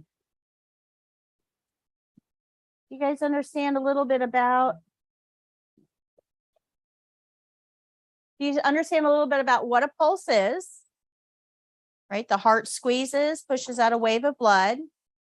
We're going to push down on an artery to feel those waves as they move through, and we're going to count the waves. Now, we won't always have to count for 60 whole seconds. That's a long time. When you were the patient for that, how long did that minute feel?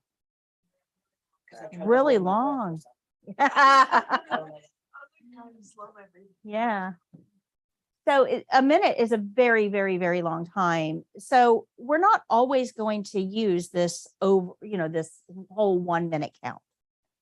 In most cases, 99% of the time, you're going to be able to count for 15 seconds and then multiply that by 4. Because if you look at a clock, there's 4 15-second segments to a minute.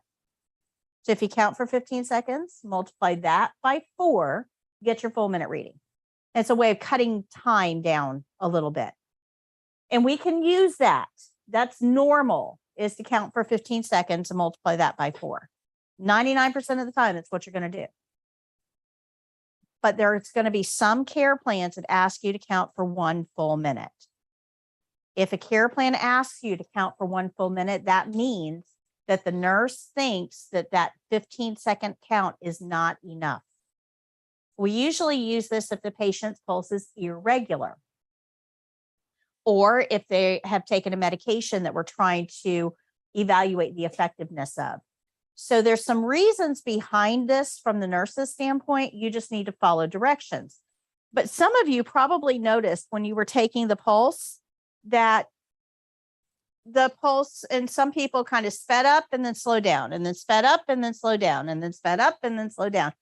And there's nothing wrong with that person. You're going to find this quite often in very young, thin people and in children, and sometimes in older individuals as well. Now, this all has to do with space. This is all real estate. In here, in your chest cavity, you've got ribs in the along the side. You've got a sternum, which is a bone, breastbone, right in the front, and you've got a spine in the back. So this is like a very small space. Now, in this very small space, you've got 3 organs that are competing for space, for real estate. You've got a heart and you got 2 lungs. Now, lungs are a little bit hoggy. When you breathe in, they expand into the heart's space. And the heart reacts by going, whoa, and speeding up. As the lungs deflate, when you breathe out, the heart has more room and it goes, ah, and it slows down. So when you breathe in, the heart rate can increase. When you breathe out, the heart rate can decrease. Now, this usually happens in children because there's not a lot of elasticity. And it happens in thin people because not a lot of real estate. As we get a little bit older, a lot of times our muscles get a little sloppier and there's more room in there to expand, so we don't get that effect as much. Okay, but that speed up, slow down, that's pretty normal. We don't get too terribly concerned about that. But are we allowed to judge whether something is normal or not? So if we notice that, what do? Report it to the nurse. Make sense? Any questions so far? No? Did I go too fast for anybody today? No? Okay. All right. So you really want to practice this at home. Everybody's pulse is going to feel a little bit different. You probably found that when you did the pulses on 2 different people, everybody's felt just a little bit different. So you're going to want to practice this at home on as many people as you can, so you're not like dialed into just what one pulse feels like. Now, in a clinical setting, this skill will go away for testing eventually. I would imagine in the next couple of years, they won't be testing on pulse anymore. And that's because we've got this little cool doohickey. Looks like a clothespin. When you turn it on and you put it on the finger, the LCD screen always points up. So it doesn't go on like this. The LCD screen points up, and just like taking a pulse, we don't use the thumb. So we would put it on a finger and wait a minute. And in just a minute, it's going to give me my pulse rate. So if you look here, you can see my oxygen level is at 99. That's pretty good, actually. And my pulse is at 80. So we were pretty accurate. So you would use one of these pulse oxes when the policy and procedure tells you that that's how we're going to get the pulse on the patient. You should still know how to take a manual pulse, because what if the battery goes dead in this? Or what if the patient has poor circulation? Or what if the patient had a 4th of July mishap and lost their fingers? Happens. So you need to know how to take a manual pulse, but this is going to take the place of pulses in most settings. Okay, good. Questions? No? Okay. All right, so I'm going to give you your review sheet for today. Ideally, and I give these to you at the end of every class. I just forgot on the first one, I'm sorry. Ideally, at the end of every class, when you get this, you should be able, without looking at your notes or anything, to fill these out. If you keep these all together, it becomes a great review for you before you test, because these are all the important things that you need to know to be able to ace the exam.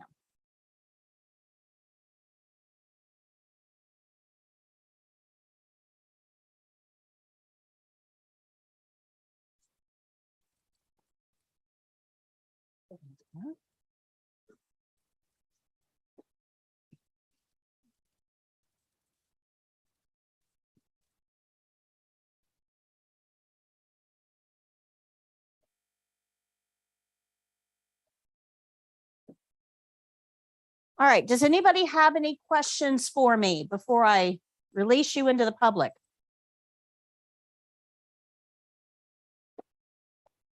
You want to practice. If you have not practiced your opening and closing yet, now would be an ideal time to get that down. If you've got anybody at home that will sit still and let you brush their teeth, practice on them.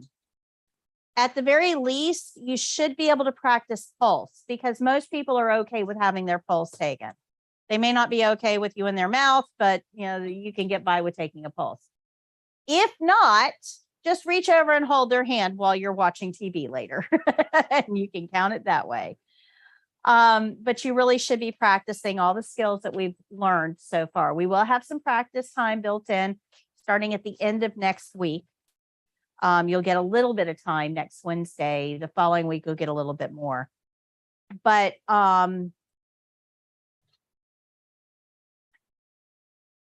practice really is the name of the game. I'm going to make this stuff look easy, and that's not always good for you.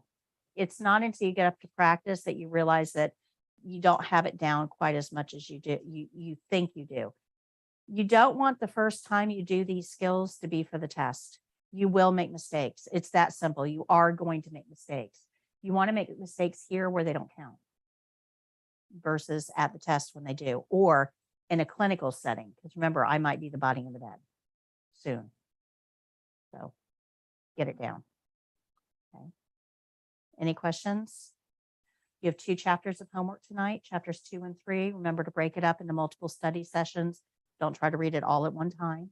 You're going to read chapters 2 and 3 in your blue book. You're going to take the tests on page 133 and 134 of the white book and grade them. Okay. If you've not already enrolled in the online program, get the invitation that we sent your email and enroll in that. You have a year access to that. But that's going to be a really good study addition to what you're already doing in here. I will see you guys on Monday. I hope you have a fantastic weekend. Have some fun somewhere in there. And let me know if you have any questions or any problems.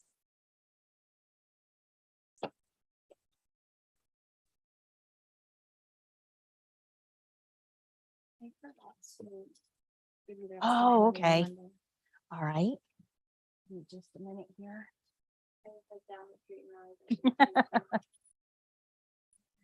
Yeah. I will email you a receipt. Okay. But let me just make a note of the name. What's your name again? Isabel. Mark you as paid. I'll email your receipt to you. Do I owe you any change or is No, it exact? that's- Okay. All right. Thank you. You're welcome. You too.